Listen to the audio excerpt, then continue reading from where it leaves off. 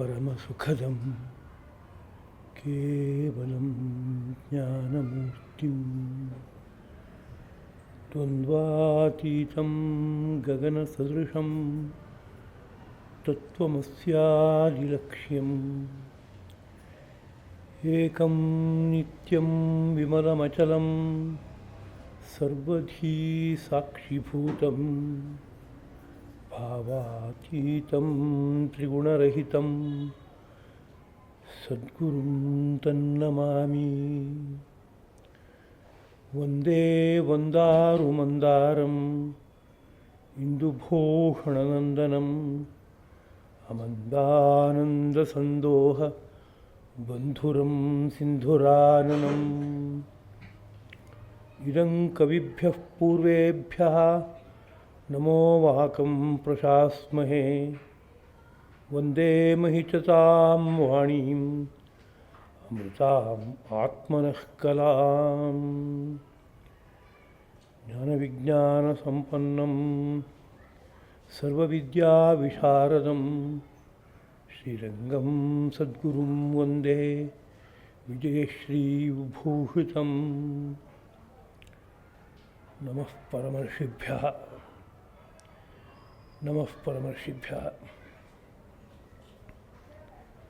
भद्रं कर्णेभिः शृणुयाम देवाः भद्रं पश्येम अक्षभिः यजत्राः स्थिरैः अङ्गैः तुष्टुवांसः तनूभिः व्यशेम देवहितं यदायुः स्वस्ति न इन्द्रः वृद्धश्रवाः स्वस्ति नः पूषा विश्ववेदाः स्वस्ति नस्तार्क्ष्यः अरिष्टनेमिः स्वस्ति नः बृहस्पतिः दधातु।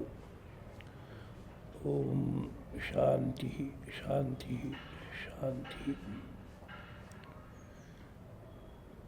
ವಿಶ್ವಮೂಲದಲ್ಲಿ ಬೆಳಗುತ್ತಿರುವ ಪರಂಜ್ಯೋತಿ ರೂಪವಾದ ಮೂಲ ಗುರುತತ್ವಕ್ಕೆ ನಮೋ ನಮಃ.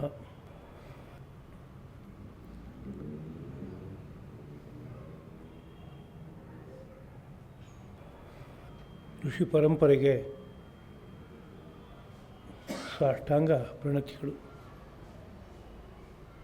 ಯಾವ ಆಚಾರ್ಯರು ಉಪನಿಷತ್ ದರ್ಶನಕ್ಕೆ ಕಣ್ಣನ್ನು ತೆರೆಸುವ ಕಾರ್ಯವನ್ನು ತಮ್ಮ ಭಾಷೆಗಳಿಂದ ಅನುಗ್ರಹಿಸಿಕೊಟ್ರೋ ಎಲ್ಲ ಆಚಾರ್ಯರಿಗೂ ನಮೋ ನಮಃ. ಬುದ್ಧಿಗೆ ವಿಶಿಷ್ಟವಾದಂಥ ಸೃಷ್ಟಿ ದರ್ಶನವನ್ನು, ಸೃಷ್ಟಿ ಮೂಲ ದರ್ಶನವನ್ನು ಅನುಗ್ರಹಿಸಿಕೊಟ್ಟಂಥ ಶ್ರೀರಂಗ ವಿಜಯಲಕ್ಷ್ಮೀ ಸದ್ಗುರು ದಂಪತಿಗಳ ಪವಿತ್ರ ಪದಪದ್ಮಗಳಿಗೆ ಹಾರ್ದವಾದ ಪ್ರಣತಿಗಳು.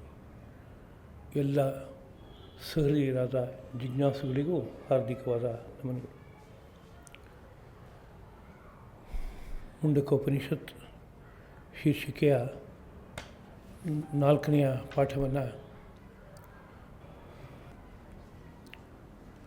ಉಪನಿಷತ್ ಪ್ರತಿಪಾದ್ಯನಾದ ಪರಮಪುರುಷನ ಪದಗಳಲ್ಲಿ ಅರ್ಪಿಸುವುದಕ್ಕೆ ಉದ್ಯುಕ್ತನಾಗಿದ್ದೇನೆ. ಈ ಹಿಂದಿನ ಪ್ರವಚನದಲ್ಲಿ ಅಥರ್ವ ವೇದದ ಕುರಿತು ಸಂಕ್ಷಿಪ್ತವಾಗಿ ಪರಿಚಯವನ್ನು ಮಾಡಿಕೊಂಡಿದ್ದೇವೆ. ಬ್ರಹ್ಮವೇದ ಎಂಬುದಾಗಿ ಒಂದು ಹೆಸರು ಅದಕ್ಕೆ ತತ್ವವನ್ನು ನಿರೂಪಣೆ ಮಾಡ್ತಾ ಇರೋದ್ರಿಂದ, ಭೈಷಜ್ಯ ವೇದ ಆಯುರ್ವೇದದ ಅನೇಕ ವಿಷಯಗಳ ಪ್ರಸ್ತುತಿ ಇರೋದ್ರಿಂದ, ಔಷಧಿ ವನಸ್ಪತಿಗಳ ಪ್ರಸ್ತುತಿ, ರೋಗ ನಿವಾರಣೆಗೆ ಬೇಕಾಗುವಂಥ ತಂತ್ರ ಮಂತ್ರ ಇವುಗಳ ವಿಚಾರವಿರೋದ್ರಿಂದ ಭೈಷಜ್ಯ ವೇದ ಎಂಬುದಾಗಿ ಹೆಸರು. ಅಸ್ತ್ರಶಸ್ತ್ರಗಳ ನಿರೂಪಣೆ ಮತ್ತು ಅರ್ಥಶಾಸ್ತ್ರಕ್ಕೆ ಸಂಬಂಧಪಟ್ಟಂತಹ ಮೌಲಿಕ ಚಿಂತನೆ ಇರೋದರಿಂದ ಕ್ಷತ್ರವೇದ ಎಂಬುದಾಗಿಯೂ ಸಹ ಅದಕ್ಕೆ ಕರೆಯೋದುಂಟು. ಇದಕ್ಕೆ ಉಪವೇದ ಅರ್ಥಶಾಸ್ತ್ರ ಎಂಬುದಾಗಿ ಒಂದು ಮಾತು. ಜೊತೆಗೆ ಹಾಗೆಯೇ ಅಥರ್ವವೇದಸ್ಯ ಶಸ್ತ್ರಶಾಸ್ತ್ರಾಣಿ ಉಪವೇದ ಅಂತ ಒಂದು ಮಾತಿದೆ. ಶಸ್ತ್ರ ಮತ್ತು ತತ್ಸಂಬಂಧಿಯಾದ ಶಾಸ್ತ್ರ ಇವುಗಳು ಅಥರ್ವವೇದಕ್ಕೆ ಉಪವೇದ ಎಂಬ ಮಾತು ಇದೆ. ಹಾಗೆ ಶುಕ್ರನೀತಿಯಲ್ಲೂ ಸಹ ಅಥರ್ವವೇದಸ್ಯ ತಂತ್ರಶಾಸ್ತ್ರಾಣಿ ಎಂಬುದಾಗಿ ತಂತ್ರ ಸಂಬಂಧಪಟ್ಟಂತಹ ಶಾಸ್ತ್ರಗಳು ಅಂದರೆ ಶಾಸನ ವಾಕ್ಯಗಳು ಈ ಒಂದು ಉಪವೇದವಾಗಿ ಅಥರ್ವವೇದಕ್ಕೆ ಇದೆ ಎಂಬ ಮಾತುಗಳನ್ನು ಅನುಸಂಧಾನ ಮಾಡಿದ್ದೀವಿ. ಕೊನೆಯಲ್ಲಿ ಭದ್ರಂಕರ್ಣೇಭಿ ಇತ್ಯಾದಿಯಾಗಿ ಬರುವ ಶಾಂತಿ ಮಂತ್ರದ ಅರ್ಥವನ್ನು ಭಾವಿಸಿ ಉಪಸಂಹಾರ ಮಾಡಿದ್ದಾಗಿದೆ. ಇನ್ನು ಮುಂದುವರಿದ ಭಾಗ, ಭಾರತೀಯ ಪರಂಪರೆಯಲ್ಲಿ ಈ ಅಧ್ಯಯನದ ಆರಂಭದಲ್ಲಿ ಅನುಬಂಧ ಚತುಷ್ಟಯ ಎಂಬುದಾಗಿ 4 ಮುಖ್ಯವಾದ ಅಂಶಗಳನ್ನು ಭಾವಿಸಿ ಆಮೇಲೆ ಮುಂದುವರಿಯುವಂಥದ್ದು ರೂಢಿ ಇದೆ. ಸಂಸ್ಕೃತದಲ್ಲಿ ಒಂದು ನುಡಿ, ಪ್ರಯೋಜನಂ ಅನುದ್ದೇಶ್ಯ ನ ಮಂದೋಪಿ ಪ್ರವರ್ತತೆ ಅಂತ. ಪ್ರಯೋಜನ ಇಲ್ಲ ಅಂತಾದರೆ ಒಬ್ಬ ಮಂದನೂ ಸಹ ಪ್ರವೃತ್ತನಾಗೋದಿಲ್ಲ, ಕಾರ್ಯಕ್ಕೆ ತೊಡಗೋಲ್ಲ. ಅದರಿಂದ ಏನು ಲಾಭ ಅನ್ನೋ ಬಗ್ಗೆ ಚಿಂತನೆ ಮಾಡೋದು ಸ್ವಭಾವತಃ ಮನುಷ್ಯನ ಪ್ರವೃತ್ತಿ ಎಂಬುದಾಗಿ ಹೇಳಿರೋದು. ಹಾಗಿರುವಾಗ ಏನನ್ನು ಅಧ್ಯಯನ ಮಾಡಬೇಕು, ಯಾತಕ್ಕೆ ಅಧ್ಯಯನ ಮಾಡಬೇಕು, ಅದರೊಳಗಡೆ ಏನಿದೆ, ನನಗೆ ಅದರಿಂದ ಏನು ಲಾಭ, ಈ ವಿಷಯಗಳ ಅನುಸಂಧಾನ ಎಂಬುದು ತುಂಬ ಪ್ರಸ್ತುತವಾಗುತ್ತೆ. ಹತಂ ಜ್ಞಾನಂ ಕ್ರಿಯಾಹೀನಂ ಹತಾಚ ಅಜ್ಞಾನಿನಾಂ ಕ್ರಿಯಾ ಅಂತ ಒಂದು ಮಾತಿದೆ. ಯಾವುದೋ ಒಂದು ಜ್ಞಾನ ಅಂದರೆ ಅದಕ್ಕೆ ಮುಂದಕ್ಕೆ ಸರಿಯಾದ ಕ್ರಿಯೆಗೆ ಬರುವಂತೆ ಇರಬೇಕದು, ಕಾರ್ಯರೂಪಕ್ಕೆ ತರುವಂತೆ ಇರಬೇಕು, ಅದನ್ನು ವಿನಿಯೋಗಕ್ಕೆ ತರುವಂತೆ ಇರಬೇಕು. ಅದಿಲ್ಲದೆ ಹೋದರೆ ಆ ಜ್ಞಾನ ವ್ಯರ್ಥ ಅಂತ. ಹತಾಚ ಅಜ್ಞಾನಿನಾಂ ಕ್ರಿಯಾ, ಅದೇ ರೀತಿಯಲ್ಲಿ ತಿಳುವಳಿಕೆ ಇಲ್ಲದೆ ಇದ್ದವರು ಏನೋ ಕೆಲಸ ಮಾಡ್ತಾರೆ ಅಂದರೆ ಅದು ಒಂದು ದೃಷ್ಟಿಯಿಂದ ನಷ್ಟ ಅಂತಲೇ ಅರ್ಥ, ಸತ್ತಾಗೆ ಅದು, ಅದರಿಂದ ಉಪಯೋಗ ಇರೋಲ್ಲ. ಅದರಿಂದ ತಿಳಿದು ಆಚರಿಸಬೇಕಾದ ಭಾಗ ಇದೆ. ತಿಳಿದು ಆಚರಿಸಬೇಕಾದ ಭಾಗ ಇದೆ ಅಂದರೆ ತಿಳಿಯೋದು ಅನ್ನುವಾಗ ನನ್ನ ಉದ್ದೇಶವೇನು, ಅದರಲ್ಲಿ ಏನಿದೆ, ನಾನು ಇದನ್ನು ಹೇಗೆ ಬಳಸ್ಕೋಬೇಕು, ನನಗೆ ಅದಕ್ಕೆ ಸಂಬಂಧವೇನು, ಈ ವಿಷಯವನ್ನು ಭಾವಿಸ್ಕೋಬೇಕಾಗತ್ತೆ. ಇದಕ್ಕೆ ಅನುಬಂಧ ಎಂಬುದಾಗಿ ಕರೀತಾರೆ. ಒಂದರ ಜೊತೆಗೊಂದು ಹೇಗೆ ಸಂಬಂಧವನ್ನು ಇಟ್ಕೊಂಡಿದೆ ಎಂಬ 4 ಅಂಶಗಳಿಗೆ ಅನುಬಂಧ ಚತುಷ್ಟಯ ಎಂಬುದಾಗಿ ಕರೀತಾರೆ. ಅದು ಯಾವುದು ಅಂತ ಕೇಳಿದ್ರೆ ಅಧಿಕಾರಿ, ವಿಷಯ, ಸಂಬಂಧ, ಪ್ರಯೋಜನಂ ಅಂತ 4 ಅಂಶಗಳನ್ನು ಪರಂಪರೆಯಲ್ಲಿ ಹೇಳ್ಕೊಂಡು ಬಂದ್ಯಾರ. ಅಧಿಕಾರಿ ಅಂದರೆ ಈ ಗ್ರಂಥವನ್ನು ಅಧ್ಯಯನ ಮಾಡೋದಕ್ಕೆ ಯಾರಿಗೆ ಹಕ್ಕಿದೆ ಅಂತ ಅರ್ಥ. ಯಾರಿದನ್ನ ಅಧ್ಯಯನ ಮಾಡಬೇಕು ಅನ್ನೋ ಬಗ್ಗೆ ಒಂದು ಚಿಂತನೆ. ವಿಷಯ ಅಂದರೆ ಈ ಪ್ರಸ್ತುತ ಗ್ರಂಥದಲ್ಲಿ ನಿರೂಪಿಸಲ್ಪಡ್ತಾ ಇರುವಂತಹ ವಿಷಯ ಯಾವುದು ಅನ್ನೋದು 2ನೇ ಅಂಶ. ಸಂಬಂಧ ಅಂದರೆ ನನಗೂ ಇದಕ್ಕೂ ಏನು ಸಂಬಂಧ, ಅಲ್ಲಿರೋ ವಿಷಯಕ್ಕೂ ಅಲ್ಲಿರುವ ಗ್ರಂಥಕ್ಕೂ ಏನು ಸಂಬಂಧ, ಏನು ಪ್ರಯೋಜನ ಹುಟ್ಟುತ್ತೆ, ಆ ಪ್ರಯೋಜನಕ್ಕೂ ಅಲ್ಲಿರುವ ವಿಷಯಕ್ಕೂ ಏನು ಸಂಬಂಧ, ಹೀಗೆ ಒಂದಕ್ಕೊಂದಕ್ಕಿರುವ ಸಂಬಂಧವನ್ನು ಚಿಂತನೆ ಮಾಡುವಂತಹದ್ದು 3ನೇ ಭಾಗ. 4ನೇದಾಗಿ ಪ್ರಯೋಜನ. ಈ ಒಂದು ಗ್ರಂಥವನ್ನು ಅಧ್ಯಯನ ಮಾಡಿದ್ರಿಂದ ನನಗೆ ಏನು ಲಾಭ ಆಗುತ್ತೆ ಅನ್ನೋದು. ಇನ್ನೊಮ್ಮೆ ನೆನಪಿಸ್ಕೊಳ್ಳೋದಾದರೆ ಅಧಿಕಾರಿ, ವಿಷಯ, ಸಂಬಂಧ, ಪ್ರಯೋಜನಂ ಅಂತ ಈ 4 ಅಂಶಗಳನ್ನು ಅರಿತು ಅನಂತರದಲ್ಲಿ ಗ್ರಂಥವನ್ನು ಅಧ್ಯಯನ ಮಾಡಬೇಕು ಎಂಬುದು ತಜ್ಞರ ಒಂದು ಆದೇಶ. ಅದು ಅರ್ಥವತ್ತಾದ್ದಾಗಿದೆ. ಅದರಿಂದ ಸಾಮಾನ್ಯ ಬುದ್ಧಿಗೂ ನಿಲುಕುವಂಥ ಒಂದು ವಿಷಯವೂ ಆಗಿದೆ. ಅದು ಪ್ರಸ್ತುತದಲ್ಲಿ ಅಧಿಕಾರಿ ಅಂದರೆ ಏನು ಅನ್ನೋ ಬಗ್ಗೆ ಗಮನಿಸ್ಕೊಳ್ಳೋಣ. ಭಾರತೀಯ ಮೌಲಿಕವಾದ ಚಿಂತನೆ ಋಷಿ ಮಹರ್ಷಿಗಳು ಚಿಂತನೆ ಅದು. ಅದಕ್ಕೆ ಆಳ ಅಗಲ ತುಂಬ ಇದೆ. ಅದನ್ನ ಗಮನಿಸ್ಕೊಳ್ಳದೇನೆ ಅನೇಕ ರೀತಿಯಾದ ಅನರ್ಥಗಳು ಆಗಿ ಹೋಗ್ತಾ ಇದೆ. ಆ ಜಾಗದಲ್ಲಿ ಒಂದು ಸಂಕ್ಷಿಪ್ತವಾಗಿ ಆದರೂ ನಾವು ಗಮನಿಸ್ಕೋಬೇಕಾದ ವಿಷಯ ಇದೆ. ಅಧಿಕಾರಿಯನ್ನು ಚಿಂತನೆಯನ್ನು ಯಾಕೆ ಮಾಡ್ತಾರೆ ಅಂದರೆ ಒಂದು ಸಾಮಾನ್ಯ ಬುದ್ಧಿಗೂ ಗೊತ್ತಾಗುವಂಥ ವಿಚಾರ. ದೊಡ್ಡವರು ಚಿನ್ನದ ಸರ ಧಾರಣೆ ಮಾಡಿದರೆ ಶಾಲೆಗೆ ಹೋಗುವ ಚಿಕ್ಕ ಮಗು ನಂಗೆ ಹಾಕು ಅಂತ ಕೇಳುತ್ತೆ. ನಾನು ಒಂದು ದಿವಸ ಹಾಕ್ಕೊಂಡು ಬರ್ತೀನಿ ಅಂತ ಅದು ಆಸೆ ಪಡಬಾರ್ದಾ? ಅದಕ್ಕೆ ಧಾರಣೆ ಮಾಡಿದರೆ ಏನಾದ್ರು ಅನರ್ಥ ಆಗುತ್ತಾ? ಹೊಟ್ಟೆ ನೋವು ಬರುತ್ತಾ? ತಲೆನೋವು ಬರುತ್ತಾ? ಏನಿಲ್ವಲ್ಲ. ಅಂದರೆ ನಾವು ಒಪ್ಪೋಲ್ಲ. ಇಲ್ಲ, ನೀವು ದೊಡ್ಡವನಾಗಬೇಕು, ಅಲ್ಲಿ ತನಕ ಕೊಡೋಲ್ಲ ಅಂತ. ಯಾಕೆ ಅಂತ ಕೇಳಿದರೆ ಆ ಪದಾರ್ಥನ ಬಾಳಿಸ್ಕೊಳಕ್ಕಾಗತ್ತಾ? ಅದಕ್ಕೆ ಹೇಳುತ್ತೆ ಅದು. ಏನಿಲ್ಲ ಅಮ್ಮ, ನಂಗೆ ಗೊತ್ತು ಇದು ತುಂಬ ಬೆಲೆ ಬಾಳುತ್ತೆ ಅಂತ, ನಾನು ತುಂಬ ಜೋಪಾನವಾಗಿ ನೋಡ್ಕೊಂಬರ್ತೀನಿ ಅಂತಲೇ ಮಗು ಹೇಳುತ್ತೆ. ಮಾತನ್ನೇನಾದ್ರು ಕೇಳೋಕ್ಕಾಗತ್ತಾ? ಬಹಳ ಜಾಣನಾದಂಥ ಒಬ್ಬ ಕಳ್ಳ ಬಂದು ಒಂದು ದೊಡ್ಡ ಬೊಂಬೆ ತೋರಿಸಿ, ನೋಡು ಇಷ್ಟೇ ಸಣ್ಣದು ಸರ, ಇಷ್ಟೇ ಥರ ಇದೆ ಬೊಂಬೆ, ನೋಡು ಕೈ ಹೇಗಾಡುತ್ತೆ, ಕಾಲು ಹೆಂಗಾಗುತ್ತೆ ಅಂದರೆ ಮಗು ಕೊಟ್ಟು ಬಂದು ಅಮ್ಮಂಗೆ ವಿವರಣೆ ಕೊಡುತ್ತೆ. ಅಮ್ಮ ನೋಡು ಎಷ್ಟು ದೊಡ್ಡದು ತೊಗೊಂಬಂದ್ಬಿಟ್ಟಿದ್ದೀನಿ ನಾನು ಅಂತ. ಹೀಗಿರುವಾಗ ಆ ಮಗುಗೆ ಚಿನ್ನದ ಸರನ ಧಾರಣೆ ಮಾಡೋದಕ್ಕೆ ಅಧಿಕಾರ ಇದೆ ಅಂತ ಕರಿಬೇಕಾ ನಾವು? ಖಂಡಿತ ಇಲ್ಲ ಅಂತ ಹೇಳಬೇಕು.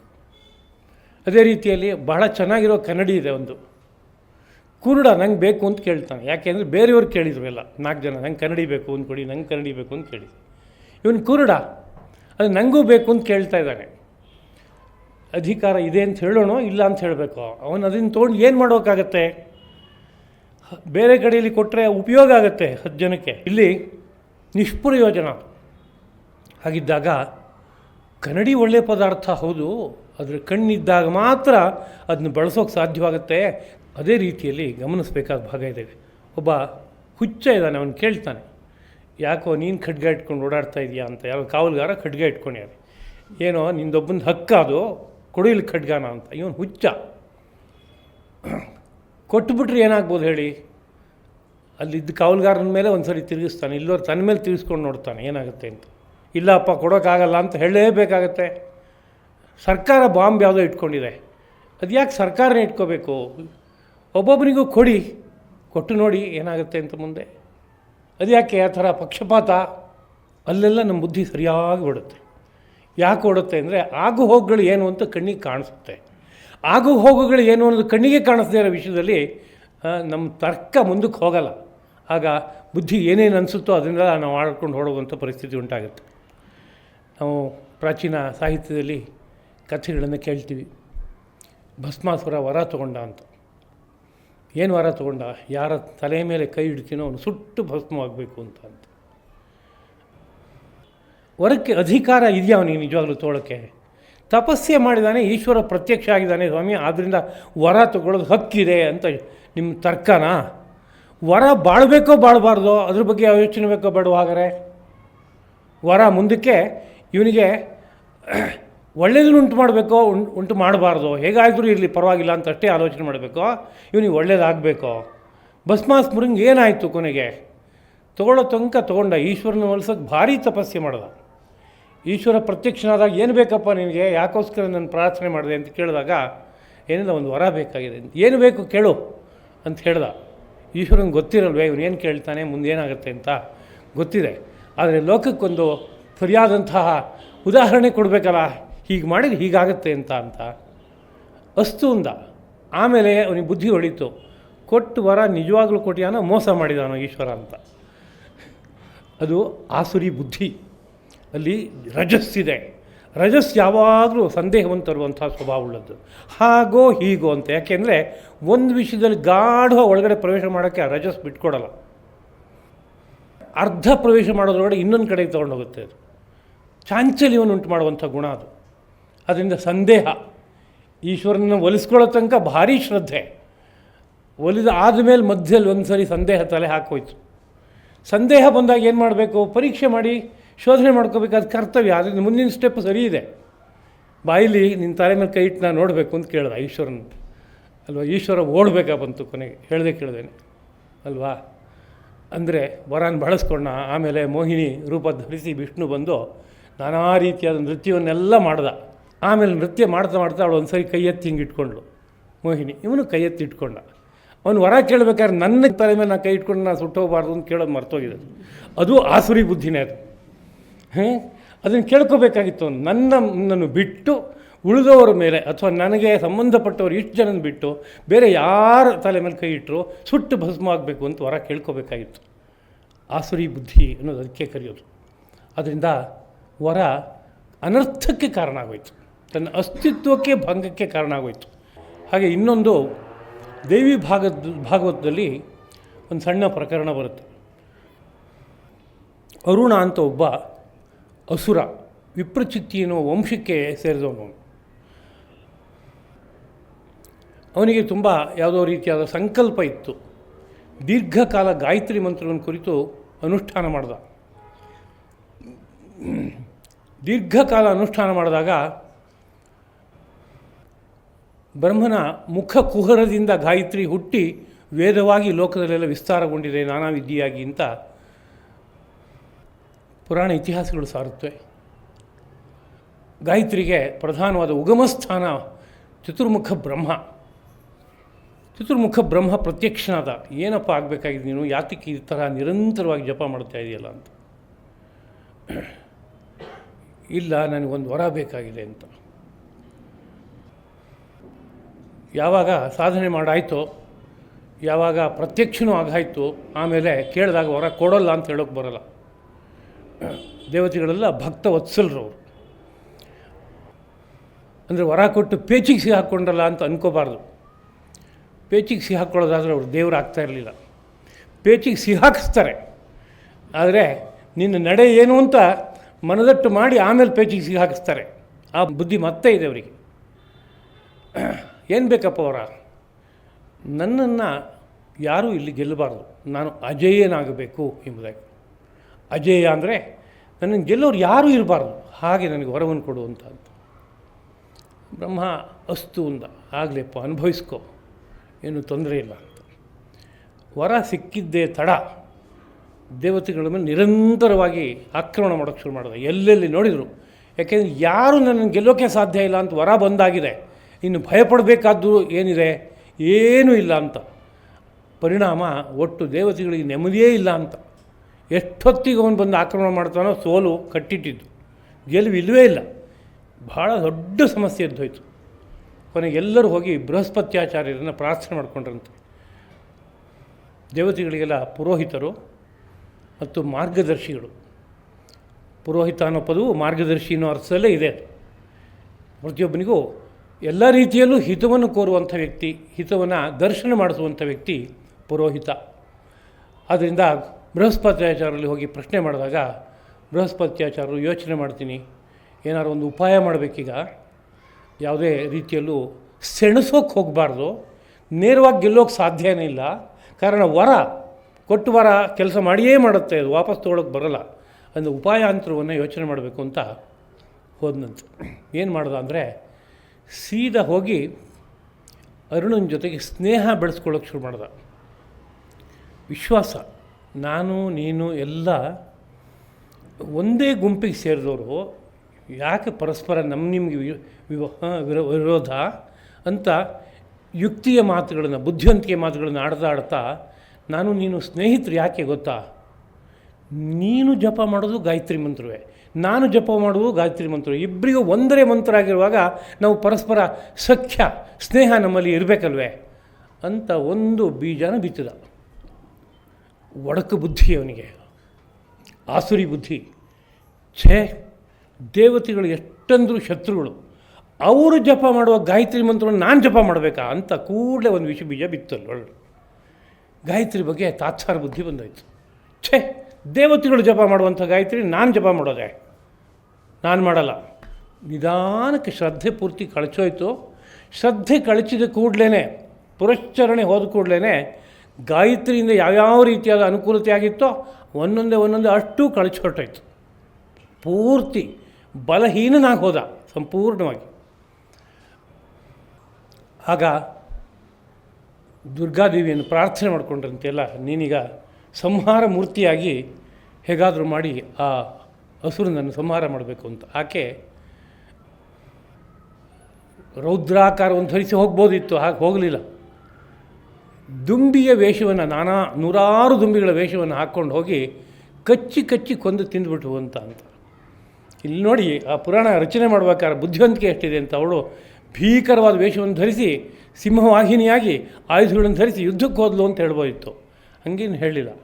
ಬಲ ಎಷ್ಟು ಕುಸಿತು ಅಂತ ತೋರ್ಸೋಕ್ಕೆ ಏನು ಹೇಳ್ತಾ ಇದ್ದಾರೆ, ದುಂಬಿಗಳ ರೂಪವನ್ನು ಧಾರಣೆ ಮಾಡಿ ಹೋಗಿ ಕಚ್ಚಿ ಹಿಂದೆ ಮುಂದೆ ಎಲ್ಲ ಕಚ್ಚಿದರೆ ತಪ್ಪಿಸ್ಕೊಳ್ಳೋಕ್ಕೆ ಆಗಲಿಲ್ಲ. ಕೊನೆಗೆ ಅವನು ದೇಹತ್ಯಾಗ ಮಾಡಬೇಕಾಗಿ ಬಂತು ಅಂತ.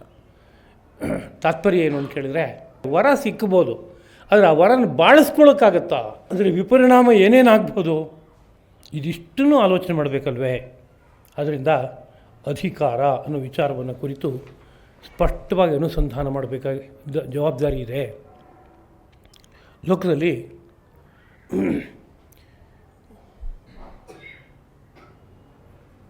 ಅನೇಕ ವಿಷಯಗಳ ಬಗ್ಗೆ ಇದು ಪಡೆಯೋದಕ್ಕೆ ಯೋಗ್ಯವಾದದ್ದೇ ಅಲ್ವೇ, ನನಗೆ ಅದನ್ನು ಪಡೆಯೋಕ್ಕಾಗುತ್ತೆ ಇಲ್ವೇ, ಹೀಗೆಲ್ಲ ಚಿಂತನೆ ಮಾಡೋ ವಿಚಾರ ಇದೆ. ಆದರೆ ನೇರವಾಗಿ ಜ್ಞಾನದ ಬಗ್ಗೆನೂ ಹಾಕಿ ಚಿಂತನೆಯೇ, ಅಥವಾ ಜ್ಞಾನದಿಂದ ಸಿಕ್ಕುವಂತಹ ಯಾವ ಪರಮಪದ ಇದೆಯೋ, ಮೋಕ್ಷ ಇದೆಯೋ, ಅದ್ರ ಬಗ್ಗೆನೂ ಹಾಕಿ ಚಿಂತನೆಯಾ ಅಂತ ಕೇಳಿದರೆ ಹಾಗಲ್ಲ. ಯಾಕೆ ಅಂತ ಕೇಳಿದರೆ, ನಮ್ಮ ಶಾಸ್ತ್ರಗಳೆಲ್ಲ ಒಕ್ಕೊರಲಿಂದ ಸಾರುತ್ತವೆ. ಆತ್ಮಜ್ಞಾನಂ ಸರ್ವಸಾಧಾರಣೋ ಧರ್ಮ ಅಂತ. ಆತ್ಮಜ್ಞಾನವನ್ನು ಪಡೆಯುವಂತಹದ್ದು ಸರ್ವಸಾಧಾರಣೋ ಧರ್ಮ ಅಂದರೆ ಎಲ್ಲರಿಗೂ ಸಮಾನವಾದ ಧರ್ಮ, ಎಲ್ಲರಿಗೂ ಹಕ್ಕಿದೆ ಅಂತಲೇ ಅರ್ಥ. ಅದಕ್ಕೆ ಆತ್ಮಜ್ಞಾನಕ್ಕೆ ಸಾಧನವಾದದ್ದು ಮುಂಡಕ ಉಪನಿಷತ್ತು, ಇತರ ಉಪನಿಷತ್ತುಗಳೆಲ್ಲ. ಹೀಗಿರೋದ್ರಿಂದ ಆತ್ಮಜ್ಞಾನಂ ಸರ್ವಸಾಧಾರಣೋ ಧರ್ಮ ಅಂತ ಹೇಳಿದ ಮೇಲೆ ಮುಂಡಕೋಪನಿಷತ್ತನ್ನು ಅಧ್ಯಯನ ಮಾಡೋಕ್ಕೆ ನನಗೆ ಅಧಿಕಾರ ಇದೆ ಅಲ್ವೇ ಅಂತ ಒಂದು ಪ್ರಶ್ನೆ ಬರುತ್ತೆ. ಅದೇ ರೀತಿಯಲ್ಲಿ ಜ್ಞಾನ ಮಾತ್ರ ಸರ್ವಾಶ್ರಮಿಣಾಂ ಅಧಿಕಾರ ಅಂತ ಇನ್ನೊಂದು ಮಾತಿದೆ. ಜ್ಞಾನ ಮಾತ್ರದಲ್ಲಿ ಸರ್ವಾಶ್ರಮಿಣಾಂ ಎಲ್ಲ ಆಶ್ರಮಿಗಳಿಗೆ, ಅಂದರೆ ಬ್ರಹ್ಮಚರ್ಯಾಶ್ರಮ, ಗೃಹಸ್ಥಾಶ್ರಮ, ವಾನಪ್ರಸ್ಥಾಶ್ರಮ, ಸನ್ಯಾಸಾಶ್ರಮ, ಆಮೇಲೆ ಇನ್ನೊಂದು ಆಮೇಲೆ ಶ್ರಮ, ಇನ್ನೊಂದು ಆಶ್ರಮ ಹೇಳ್ತೀರೇನೋ ಅಂತ ನಾನು ನೋಡಿದೆ. ಯಾವುದಾದ್ರು ಆಶ್ರಮ ಇಲ್ಲಿ ಸುತ್ತಮುತ್ತಲಿದ್ದು ತಲೆ ಇದ್ದು ಇದ್ರ ಜೊತೆಗೆ ಅದನ್ನು ಸೇರಿಸ್ತೀರೇನೋ ಅಂತ ನೋಡಿದೆ ನಾನು. ಹಾಂ, ಪಂಚಮಾಶ್ರಮ.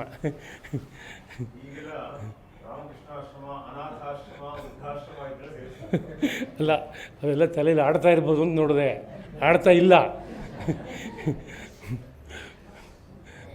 ಉತ್ತಮಾಧಿಕಾರಿಗಳು ಅಂತ ತಾತ್ಪರ್ಯ.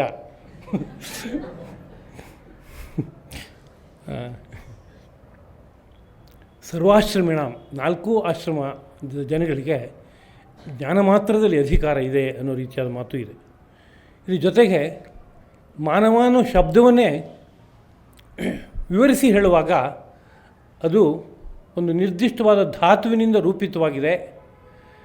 ಮನಜ್ಞಾನೆ, ಮನು ಅವಬೋಧನೆ ಅಂತ 2 ಧಾತುಗಳಿದೆ. ಇವುಗಳಿಂದ ಸಿದ್ಧವಾಗಿರುವಂಥ ಒಂದು ಪದ ಎಂಬುದಾಗಿ ಕರಿತಿದ್ದೀವಿ. ಜ್ಞಾನೇ ಅಂದರೆ ಜ್ಞಾನವನ್ನು ಸಂಪಾದನೆ ಮಾಡೋದಕ್ಕೆ ಅರ್ಹತೆ ಇರುವವನು ಅನ್ನೋ ಅರ್ಥದಲ್ಲಿ ಮಾನವ ಅನ್ನೋ ಶಬ್ದ ಆಗಿದೆ. ಮನು ಅವಬೋಧನೆ ಅಂದರೆ, ಅವಬೋಧ ಅಂದರೆ ತಿಳುವಳಿಕೆ ಹೊಂದೋದು ಅಂತ ಅರ್ಥ. ತಿಳುವಳಿಕೆ ಹೊಂದೋದಕ್ಕೆ ಯೋಗ್ಯನಾಗಿರುವಂತಹ ವ್ಯಕ್ತಿ ಅನ್ನೋ ಅರ್ಥದಲ್ಲೇ ಮಾನವ ಅನ್ನೋ ಶಬ್ದ ರೂಪಿತವಾಗಿದೆ ಎಂಬುದಾಗಿ ಶಾಸ್ತ್ರ ತಿಳಿಸ್ತಾ ಇದೆ. ತಿಳುವಳಿಕೆ ಹೊಂದೋದಕ್ಕೆ ಅನ್ನೋದಕ್ಕೆ ಏನರ್ಥ, ಯಾವ ತಿಳುವಳಿಕೆ ಹೊಂದೋದಕ್ಕೆ ಅಂತ ಕೇಳಿದರೆ, ತಿಳುವಳಿಕೆಗಳಲ್ಲೆಲ್ಲ ರಾಜ ಇದ್ದ ಹಾಗೆ ಈ ಆತ್ಮನಿಗೆ ಸಂಬಂಧಪಟ್ಟಂಥ ತಿಳುವಳಿಕೆ, ಆತ್ಮಜ್ಞಾನ ಅನ್ನೋದು. ಬೇರೆ ಬೇರೆ ವಿಷಯಗಳಿಗೆ ಸಂಬಂಧಪಟ್ಟಂತೆ ಇರಬಹುದು ಜ್ಞಾನವೆಂಬುದು. ಅದು ತುಂಬ ಮುಖ್ಯವಾದ ಜ್ಞಾನ ಯಾವುದು, ಪ್ರಧಾನವಾದ ಜ್ಞಾನ ಯಾವುದಪ್ಪ ಅಂದರೆ ಆತ್ಮಜ್ಞಾನ ಎಂಬುದಾಗಿ ಎಲ್ಲ ಶಾಸ್ತ್ರಗಳು ಒಕ್ಕೊರಲಿನಿಂದ ಸಾರ್ತಾ ಇವೆ. ಹಾಗಿರುವಾಗ ಜ್ಞಾನವನ್ನು ಪಡೆಯೋದಕ್ಕೆ ಮಾನವನಿಗೆ ಹಕ್ಕಿದೆ ಅಂತ ಆ ಮಾನವನೋ ಪದವೇ ಸಾರ್ತಾ ಇದೆ.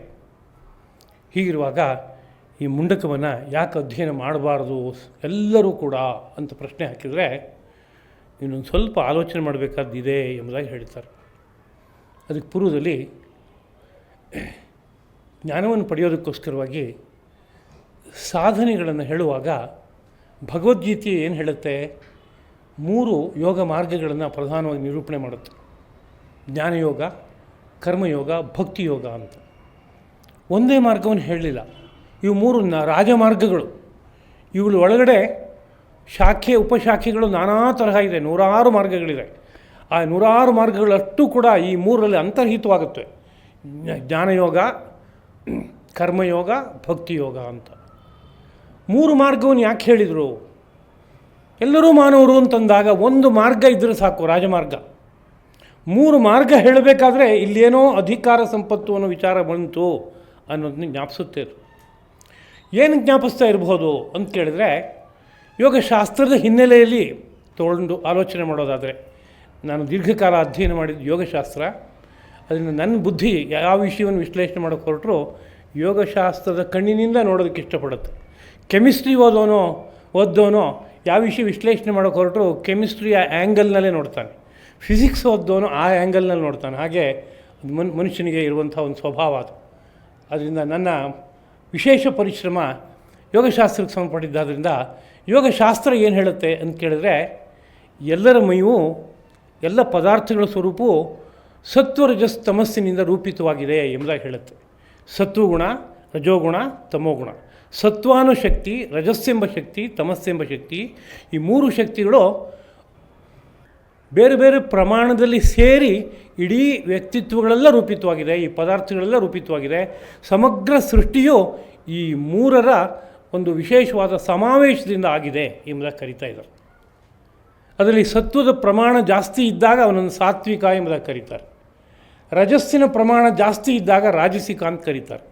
ತಮಸ್ಸಿನ ಪ್ರಮಾಣ ಜಾಸ್ತಿ ಇದ್ದಾಗ ತಾಮಸಿಕ ಅಂತ ಕರೀತಾರೆ.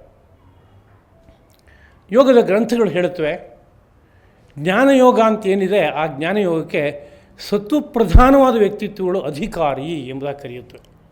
ಸಾತ್ವಿಕನಾದ ವ್ಯಕ್ತಿ ಜ್ಞಾನಯೋಗಕ್ಕೆ ಅಧಿಕಾರಿ ಅಂತ. ಕಾರಣ ಏನು ಅಂತ ಕೇಳಿದ್ರೆ, ಜ್ಞಾನಯೋಗ ಅನ್ನೋದು ಏನದು? ಬುದ್ಧಿಯಿಂದ ಅರ್ಥ ಮಾಡ್ಕೊಳ್ಳೋಕೆ ಬೇಕಾಗಿರುವ ಮಾರ್ಗ ಅದು. ಯಾರೋ ಒಬ್ಬ ಕೂತ್ಕೊಂಡು ವಿವರಿಸ್ತಾನೆ. ಆಡಿಯೋ ವಿಷುವಲ್ ಎಕ್ವಿಪ್ಮೆಂಟ್ಸ್ ಎಲ್ಲ ಬಳಸ್ತಾ ಇರಲಿಲ್ಲ ಹಿಂದೆ, ಇವತ್ತು ಬಳಸಿದರೂ ಪ್ರಧಾನವಾಗಿ ಬುದ್ಧಿಯೇ ಅರ್ಥ ಮಾಡ್ಕೋಬೇಕಾದದ್ದು. ಅದೊಂದೇ ಸಾಧನ. ಅದರ ಮೂಲಕ ಹೇಳ್ತಾ ಹೋದಾಗ ಬುದ್ಧಿ ಯಥಾರ್ಥವನ್ನು ಗ್ರಹಿಸಬೇಕಾದ್ರೆ ಪೂರ್ತಿ ಏಕಾಗ್ರತೆ ಇರಬೇಕಾಗತ್ತೆ.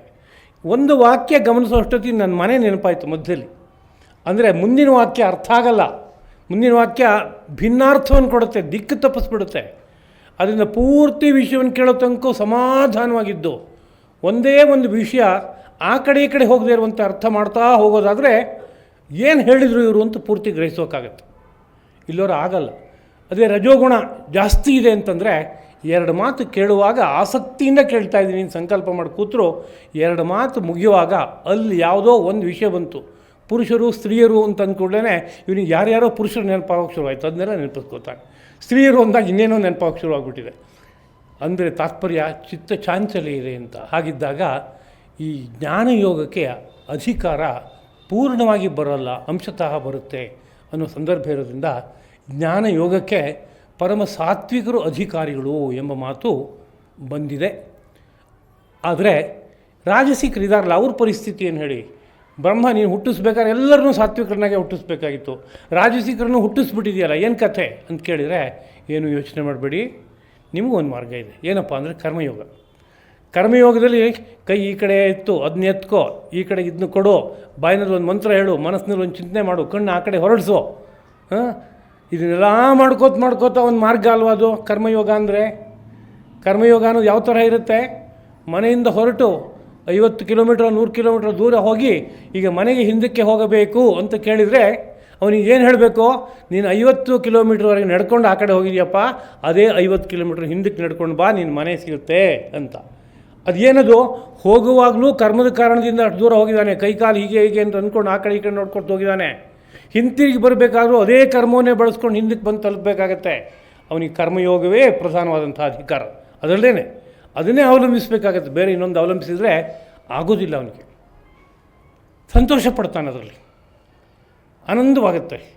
ಯಾರೋ ಕೆಲವರಿಗೆ ನಾವು ನೋಡ್ತೀವಿ, ನಿತ್ಯದಲ್ಲಿ ಅನೇಕರಿಗೆ ಯೋಗ ಹೇಳ್ಕೊಡುವಾಗ ಪ್ರಕೃತಿ ಹೇಗಿರುತ್ತೆ ಅನ್ನೋದು ಗುರು ಸಿಗುತ್ತೆ.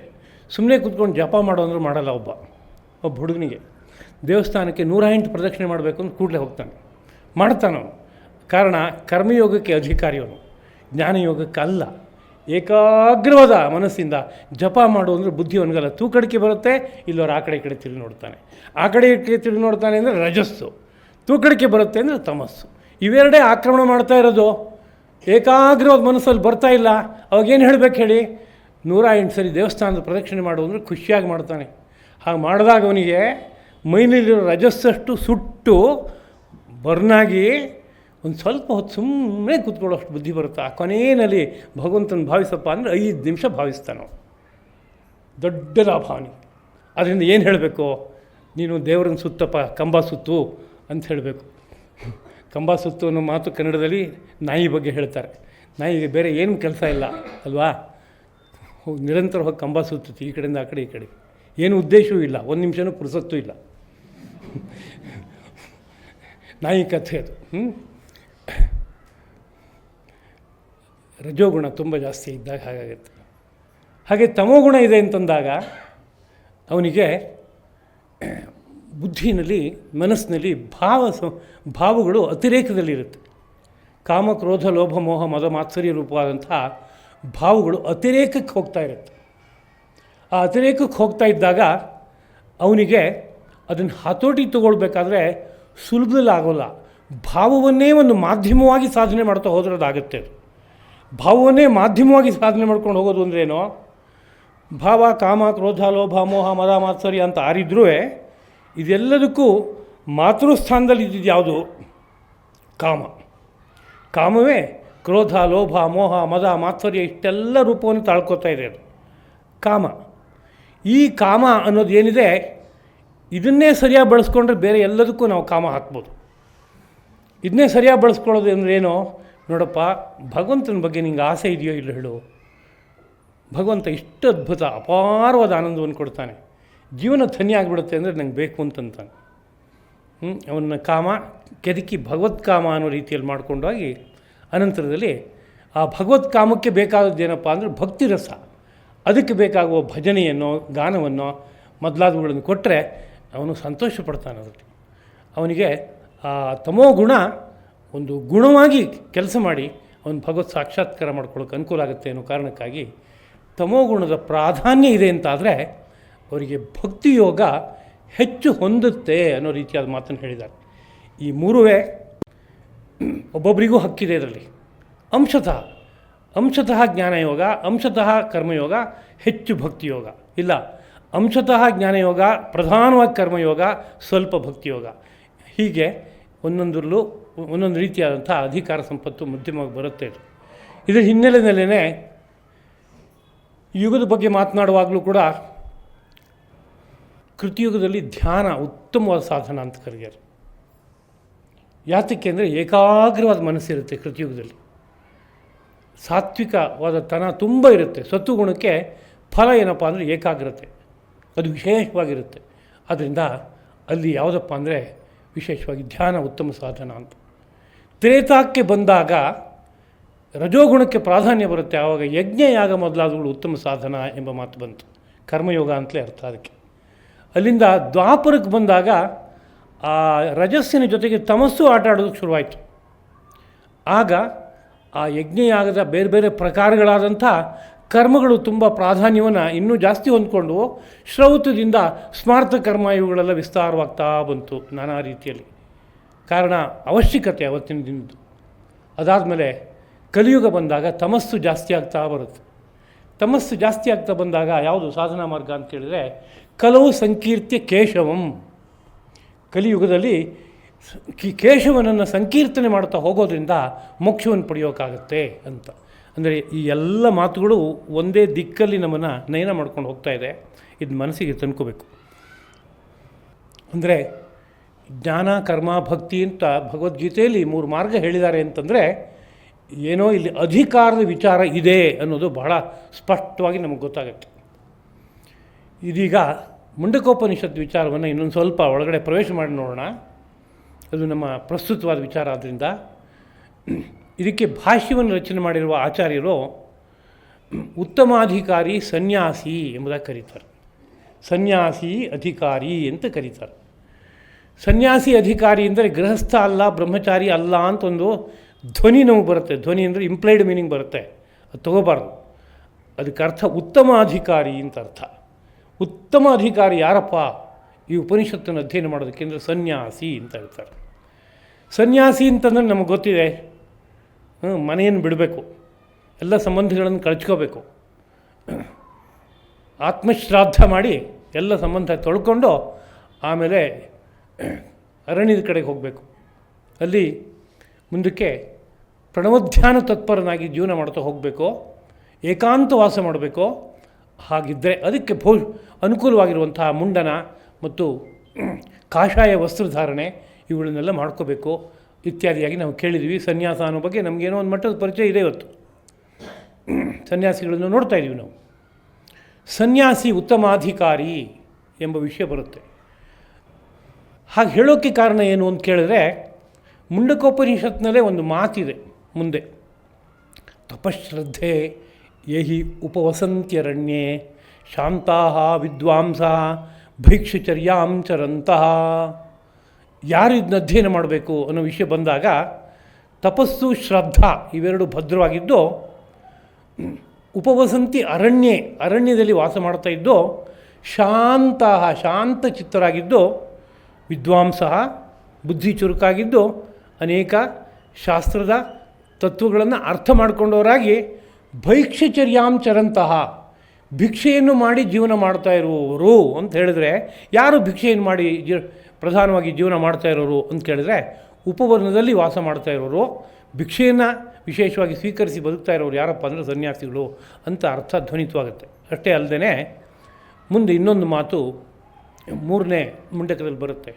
ಸನ್ಯಾಸ ಯೋಗಾತ್ ಯತಯಃ ಶುದ್ಧ ಸತ್ವಾಹ, ಕೊನೆಯಲ್ಲಿ ಪರಾಮೃತಾ ಪರಿಮುಚ್ಯಂತಿ ಸರ್ವೇ.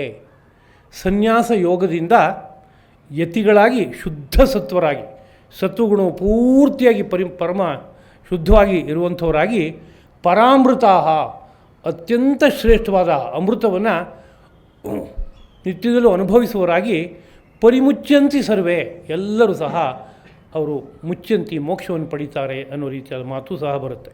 ಇದನ್ನೆಲ್ಲ ಗಮನಿಸಿದಾಗ ಸನ್ಯಾಸಿಗಳಿಗೆ ಅಧಿಕಾರ ಅಂತ ಅನಿಸುತ್ತೆ.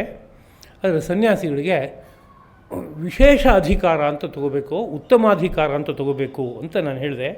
ಅದಕ್ಕೆ ಕಾರಣ ಏನು ಅಂತ ಕೇಳಿದ್ರೆ, ಮುಂಡಕದ ಉಪನಿಷತ್ತಿನ ಸ್ವರೂಪ ನೋಡಿದಾಗ ಅಲ್ಲೆಲ್ಲ ಗೃಹಸ್ಥಾಶ್ರಮಿಗಳೇ ಪ್ರಧಾನವಾಗಿ ಅದನ್ನು ಹರಿಸಿಕೊಟ್ಟವರು ಅಂತ ಕಂಡುಬರುತ್ತೆ. ಹೇಗೆ ಅಂತ ಕೇಳಿದ್ರೆ, ದೇವಾನಾಂ ಪ್ರಥಮಃ ಬ್ರಹ್ಮ ಅಥರ್ವಾಯ ಜ್ಯೇಷ್ಠಪುತ್ರಾಯ ಪ್ರಾಹ ಅಂತ ಮೊದಲನೇ ವಾಕ್ಯ. ದೇವಾನಾಂ ಪ್ರಥಮಃ ಅರ್ಥ ಮುಂದಕ್ಕಿನ್ಮೆ ನೋಡೋಣ. ದೇವತೆಗಳಲ್ಲಿ ಶ್ರೇಷ್ಠನಾಗಿರುವಂಥ ಬ್ರಹ್ಮ, ಚತುರ್ಮುಖ ಬ್ರಹ್ಮನೋ ಅಥರ್ವಾಯ ಜ್ಯೇಷ್ಠಪುತ್ರಾಯ ಪ್ರಾಹ, ಅಥರ್ವನೆಂಬ ಜ್ಯೇಷ್ಠಪುತ್ರನಿಗೆ, ಹಿರಿಯ ಮಗನಿಗೆ ಈ ಉಪದೇಶವನ್ನು, ಮುಂಡಕ ಉಪದೇಶವನ್ನು ಮಾಡದ ಅಂತ. ಬ್ರಹ್ಮ ಅಂದರೆ ಮದುವೆ ಆದವನೋ ಇಲ್ಲವೋ ಅವನು? ಸನ್ಯಾಸಿನ ಬ್ರಹ್ಮ? ಏನನ್ಸುತ್ತೆ? ಬ್ರಹ್ಮ ಗೊತ್ತಾ? ಹೀಗೆಲ್ಲ ಕೇಳಿದರೆ ಅವಮಾನ ಅಂತ ಅನ್ಕೋತೀರೇನೋ. ಕೇಳುವಂಥ ಪರಿಸ್ಥಿತಿ ಬಂದಿದೆ ಅಂತ ತಾತ್ಪರ್ಯ ಅಷ್ಟೇ. ತುಂಬ ಮಟ್ಟಕ್ಕೆ ಬೇರೆ ಯಾವುದೋ ಮಾಡ್ರನ್ ಸೈನ್ಸಿಗೆ ಸಂಬಂಧಪಟ್ಟ ವಿಷಯ ಕೇಳಿದರೆ, ಅಮೆರಿಕಾ ಸಮಾಚಾರ ಕೇಳಿದರೆ, ಇಂಗ್ಲೆಂಡ್ ಸಮಾಚಾರ ಪಟ್ಟಂತ ಉತ್ತರ ಬರುತ್ತೆ. ಈ ವಿಚಾರ ಕೇಳಿದರೆ ಏನೋ ಪ್ರಶ್ನೆ ಕೇಳ್ತಾ ಇರಲಿಲ್ಲ, ಏನೋ ಸೀರಿಯಸ್ನೆಸ್ ಇದೆ ಅಂತ ಗೊತ್ತಿರೋ ಉತ್ತರವು ಮರ್ತೋಗುತ್ತೆ, ತಪ್ಪೋಗ್ಬಿಡುತ್ತೆ. ಚತುರ್ಮುಖ ಬ್ರಹ್ಮ, ಸರಸ್ವತಿ ಅವನು ಮಡದಿ, ಗೃಹಸ್ಥ ಅವನು. ಹಾಗೆ ಮುಂದಕ್ಕೆ ಹೋದರೆ ಅಥರ್ವ ಅಂಗಿರೆ ಪುರೋವಾಚ, ಅಥರ್ವ ಅಂಗೀಹಿ ಅಂತ ಒಬ್ಬ, ಅವನಿಗೆ ಮುಂದಕ್ಕೆ ಅದನ್ನು ಉಪದೇಶ ಮಾಡ್ತಾನೆ ಅಂತ. ಆ ಅಂಗಿರಸ್ ಅನ್ನೋನು ಸಹ ಶ್ರದ್ಧಾ ಅನ್ನುವ ಕನ್ಯೆಯನ್ನು ವಿವಾಹ ಆದವನು, ಗೃಹಸ್ಥ ಅವನು ಕೂಡ. ಅಲ್ಲಿಂದ ಮುಂದಕ್ಕೆ ಹೋದರೆ ಅಂಗಿರಾಹ ಸತ್ಯವಾಹಾಯ ಭಾರದ್ವಾಜಾಯ ಪ್ರಾಹ, ಭರದ್ವಾಜ ಗೋತ್ರಕ್ಕೆ ಸೇರಿದ ಸತ್ಯವಾಹ ಎಂಬುವನಿಗೆ ಆ ಅಂಗಿರಾಹ ಅನ್ನೋ ಮಹರ್ಷಿ ಉಪದೇಶ ಮಾಡೋದ ಅಂತ. ಪುನಃ ಆ ಭಾರದ್ವಾಜನೂ ಗೃಹಸ್ಥ, ಘೃತಾಚಿ ಅನ್ನೋಳನ್ನು ಮದುವೆ ಆದ ಇತ್ಯಾದಿ ವಿಷಯಗಳೆಲ್ಲ ಬರುತ್ತೆ. ಅದರಿಂದ ಗೃಹಸ್ಥ ಪರಂಪರೆಯಲ್ಲಿ ಇದು ಹರಿದು ಬಂದಿದೆ ಅಂತಂದಾಗ ಗೃಹಸ್ಥರಿಗೆ ಅಧಿಕಾರ ಇದೆ ಅಂತ ಹೇಳಬೇಕೋ ಇಲ್ಲ ಅಂತ ಹೇಳಬೇಕೋ? ಇದೆ ಅಂತ ಹೇಳಬೇಕು. ಹಾಗಿದ್ದಾಗ ಸನ್ಯಾಸಿ ಉತ್ತಮಾಧಿಕಾರಿ ಅಂತ ಯಾಕೆ ಹೇಳಿದ್ರಿ ಅಂದರೆ, ಅವತ್ತಿನ ಗೃಹಸ್ಥರು ಸನ್ಯಾಸಿಗಳಾಗಿದ್ದರು. ಹಾಗಂದ್ರೆ ಗೊತ್ತಾಗತ್ತಾ? ಅಂದರೆ ಹೆಂಡತಿ ಮಕ್ಕಳನ್ನ ಯಾರನ್ನೂ ಜವಾಬ್ದಾರಿ ಹೊತ್ಕೊಳ್ದೇನೆ ಹಾಗೆ ಓಡಾಡ್ಕೊಂಡಿದ್ರು, ಉಂಡಾಡಿ ಗುಂಡ್ರಂತೆ ಅಂತ ಅನ್ಕೋಬಾರ್ದು. ಅಂಟಿರಲಿಲ್ಲ ಅವರಿಗೆ. ಪದ್ಮಪತ್ರ ಅಲಿಪ್ತಾಹ, ಪದ್ಮಪತ್ರ ನೀರಿನ ಹನಿ ಅದರೊಳಗಡೆ ಬಿದ್ದರೆ ಒಂದು ಚೂರು ಅಂಟಿರಲ್ಲ ನೀರಿನ ಹನಿಗೆ, ಅದು ಒಂಚೂರು ಹಿಂಗೆ ಅಲಗಾಡಿಸಿ ತೊಳ್ಕೊಂಡು ಹೊರಟೋಗುತ್ತೆ, ಒಂದು ಸ್ವಲ್ಪ ಗುರುತು ಬಿಡದೇ ಇರುವಂತೆ. ಹಾಗೆ ಸಂಸಾರದಲ್ಲಿ ಅಲಿಪ್ತರಾಗಿದ್ದರು. ಆದ್ದರಿಂದ ಅವತ್ತಿನ ಗೃಹಸ್ಥರಿಗೆ ಅದು ಅಧಿಕಾರ ವಿಶೇಷವಾಗಿದೆ. ಇವತ್ತು ಗೃಹಸ್ಥರ ಹಾಗೆ ಆಗೋದಕ್ಕೆ ಅವಕಾಶ ಇರುತ್ತೆ. ಅದನ್ನು ಮತ್ತೆ ನೋಡೋಣ ಅಲ್ಲಿ ಮುಂದಿನ ಪಾಠಗಳನ್ನು ನೋಡುವಾಗ. ಇದು ಒಂದಲ್ಲದೆ ಇನ್ನೊಂದು ಅಂಶ ಏನು ಅಂದರೆ, ನಾವು ಈ ಮುಂಡಕವನ್ನು ಅಧ್ಯಯನ ಮಾಡುವಾಗ ಶಾಂತಿ ಮಂತ್ರ ಅಂತ ಹೇಳ್ತೀವಲ್ಲ, ಅಲ್ಲೂ ಸಹ ಯಾರನ್ನು ನಾವು ಪ್ರಾರ್ಥನೆ ಮಾಡ್ತಾ ಇರೋದು ಅಂತ ಕೇಳಿದ್ರೆ, ಮೊದಲನೇದು ಇಂದ್ರನನ್ನು. ಇಂದ್ರನು ನನಗೆ ಸ್ವಸ್ತಿಯನ್ನು ಉಂಟು ಮಾಡಲಿ ಅಂತ. ಇದು ಇಂದ್ರ ಗೃಹಸ್ಥ, ಶಚಿಪತಿ ಅವನು. ಅದಾದ ನಂತರದಲ್ಲಿ ಪೂಷಾ ಅಂತ ತೆಗೆದುಕೊಂಡ್ರೆ ಸೂರ್ಯ, ಅವನಿಗೆ ಛಾಯಾದೇವಿ, ಸಂಜ್ಞಾದೇವಿ ಇವರೆಲ್ಲ ಪತ್ನಿಯರು, ಅವನು ಗೃಹಸ್ಥ. ಮುಂದಕ್ಕೆ ಹೋದರೆ ತಾರ್ಕ್ಷ್ಯ, ಗರುಡ ಅಂತ ತೆಗೆದುಕೊಂಡ್ರೆ ಅವನಿಗೆ 1000 ಜನ ಮಕ್ಕಳು ಅಂತ ಕೇಳ್ತೀವಿ. ಅಂದರೆ ಗೃಹಸ್ಥ ಆಗಿರಲೇಬೇಕು ಅಂತ ಅಂಡರ್ಸ್ಟುಡ್ ಅಂತ ತೊಗೊಳ್ಬೇಕು. ಇನ್ನು ಮುಂದಕ್ಕೆ ಹೋದರೆ ಬೃಹಸ್ಪತ್ಯಾಚಾರ್ಯರು ಅಂತ ತೆಗೆದುಕೊಂಡ್ರೆ ಅವರು ವಿವಾಹ ಆದವರನ್ನೇ, ತಾರಾ ಪತ್ನಿ. ಆದ್ದರಿಂದ ನಾವು ಯಾವ ದೇವತೆಗಳನ್ನು ಪ್ರಾರ್ಥನೆ ಮಾಡ್ತಾ ಇದ್ದೀವೋ ಒಂದು ಶಾಂತಿ ಮಂತ್ರದಲ್ಲಿ ಅವರೆಲ್ಲರೂ ಗೃಹಸ್ಥರು. ಆದ್ದರಿಂದ ಇಲ್ಲೇನೋ ಗೃಹಸ್ಥರಿಗೆ ಅಧಿಕಾರ ಇದೆ ಅನ್ನೋದು ಸ್ಪಷ್ಟವಾಗಿ ಜ್ಞಾಪಿತವಾಗ್ತಾ ಇದೆ. ಅದರಿಂದ ಯಾರು ಅಧಿಕಾರಿಗಳು ಹಾಗಾದರೆ ಅಂತ ಕೇಳಿದರೆ, ತುಂಬ ಪ್ರಧಾನವಾಗಿ ಜಿಜ್ಞಾಸೆ ಯಾರಿಗಿದೆಯೋ, ಬ್ರಹ್ಮ ಜಿಜ್ಞಾಸೆ, ಅವರು ಅಧಿಕಾರಿ. ಬ್ರಹ್ಮ ಜಿಜ್ಞಾಸೆ ಯಾರಿಗಿದೆಯೋ ಅಂದರೆ, ಈ ಉಪನಿಷತ್ತು ಪರಬ್ರಹ್ಮವನ್ನು ಕುರಿತು ಚಿಂತನೆ ಮಾಡ್ತಾ ಇರುವಂಥ ಉಪನಿಷತ್ತು. ಆದ್ದರಿಂದ ನೀನು ಬ್ರಹ್ಮದ ಬಗ್ಗೆ ತಿಳಿಬೇಕು ಅಂತ ಆಸೆ ಇದೆ ಅಂದರೆ ಈ ಉಪನಿಷತ್ತನ್ನು ನೀನು ಅಧ್ಯಯನ ಮಾಡಬೇಕು ಅಂತ ಅರ್ಥ.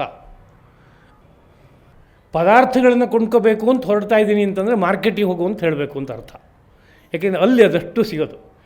ಸ್ನಾನ ಮಾಡಬೇಕು ಹೊರಟಿದ್ದೀನಿ, ಪವಿತ್ರ ಸ್ನಾನ ಅಂದರೆ ನದಿಗೆ ಹೋಗು ಅಂತ ಹೇಳಬೇಕಾಗತ್ತೆ ಅಲ್ವಾ? ಹಾಗೆ ಇಲ್ಲಿ ಪ್ರಧಾನವಾಗಿ ಬ್ರಹ್ಮವನ್ನು ಅರ್ಥ ಮಾಡ್ಕೋಬೇಕು ಅಂತ ಹೊರಟಿದ್ದೀನಿ ಅಂತಂದರೆ ಅವನಿಗೆ ಇಲ್ಲಿ ಅಧಿಕಾರ ಬರುತ್ತೆ ಅಂತ ಅರ್ಥ. ಅದರಿಂದ ಬ್ರಹ್ಮ ಜಿಜ್ಞಾಸು ಮೊದಲನೇ ಅಧಿಕಾರಿ. ಜೊತೆಗೆ ಹಾಗೆ ಬರೀ ಬ್ರಹ್ಮದ ಬಗ್ಗೆ ಜಿಜ್ಞಾಸೆ ಇದೆ. ಜಿಜ್ಞಾಸೆ ಅಂದರೆ ತಿಳಿಯುವ ಇಚ್ಛೆ ಅಂತ ಅರ್ಥ.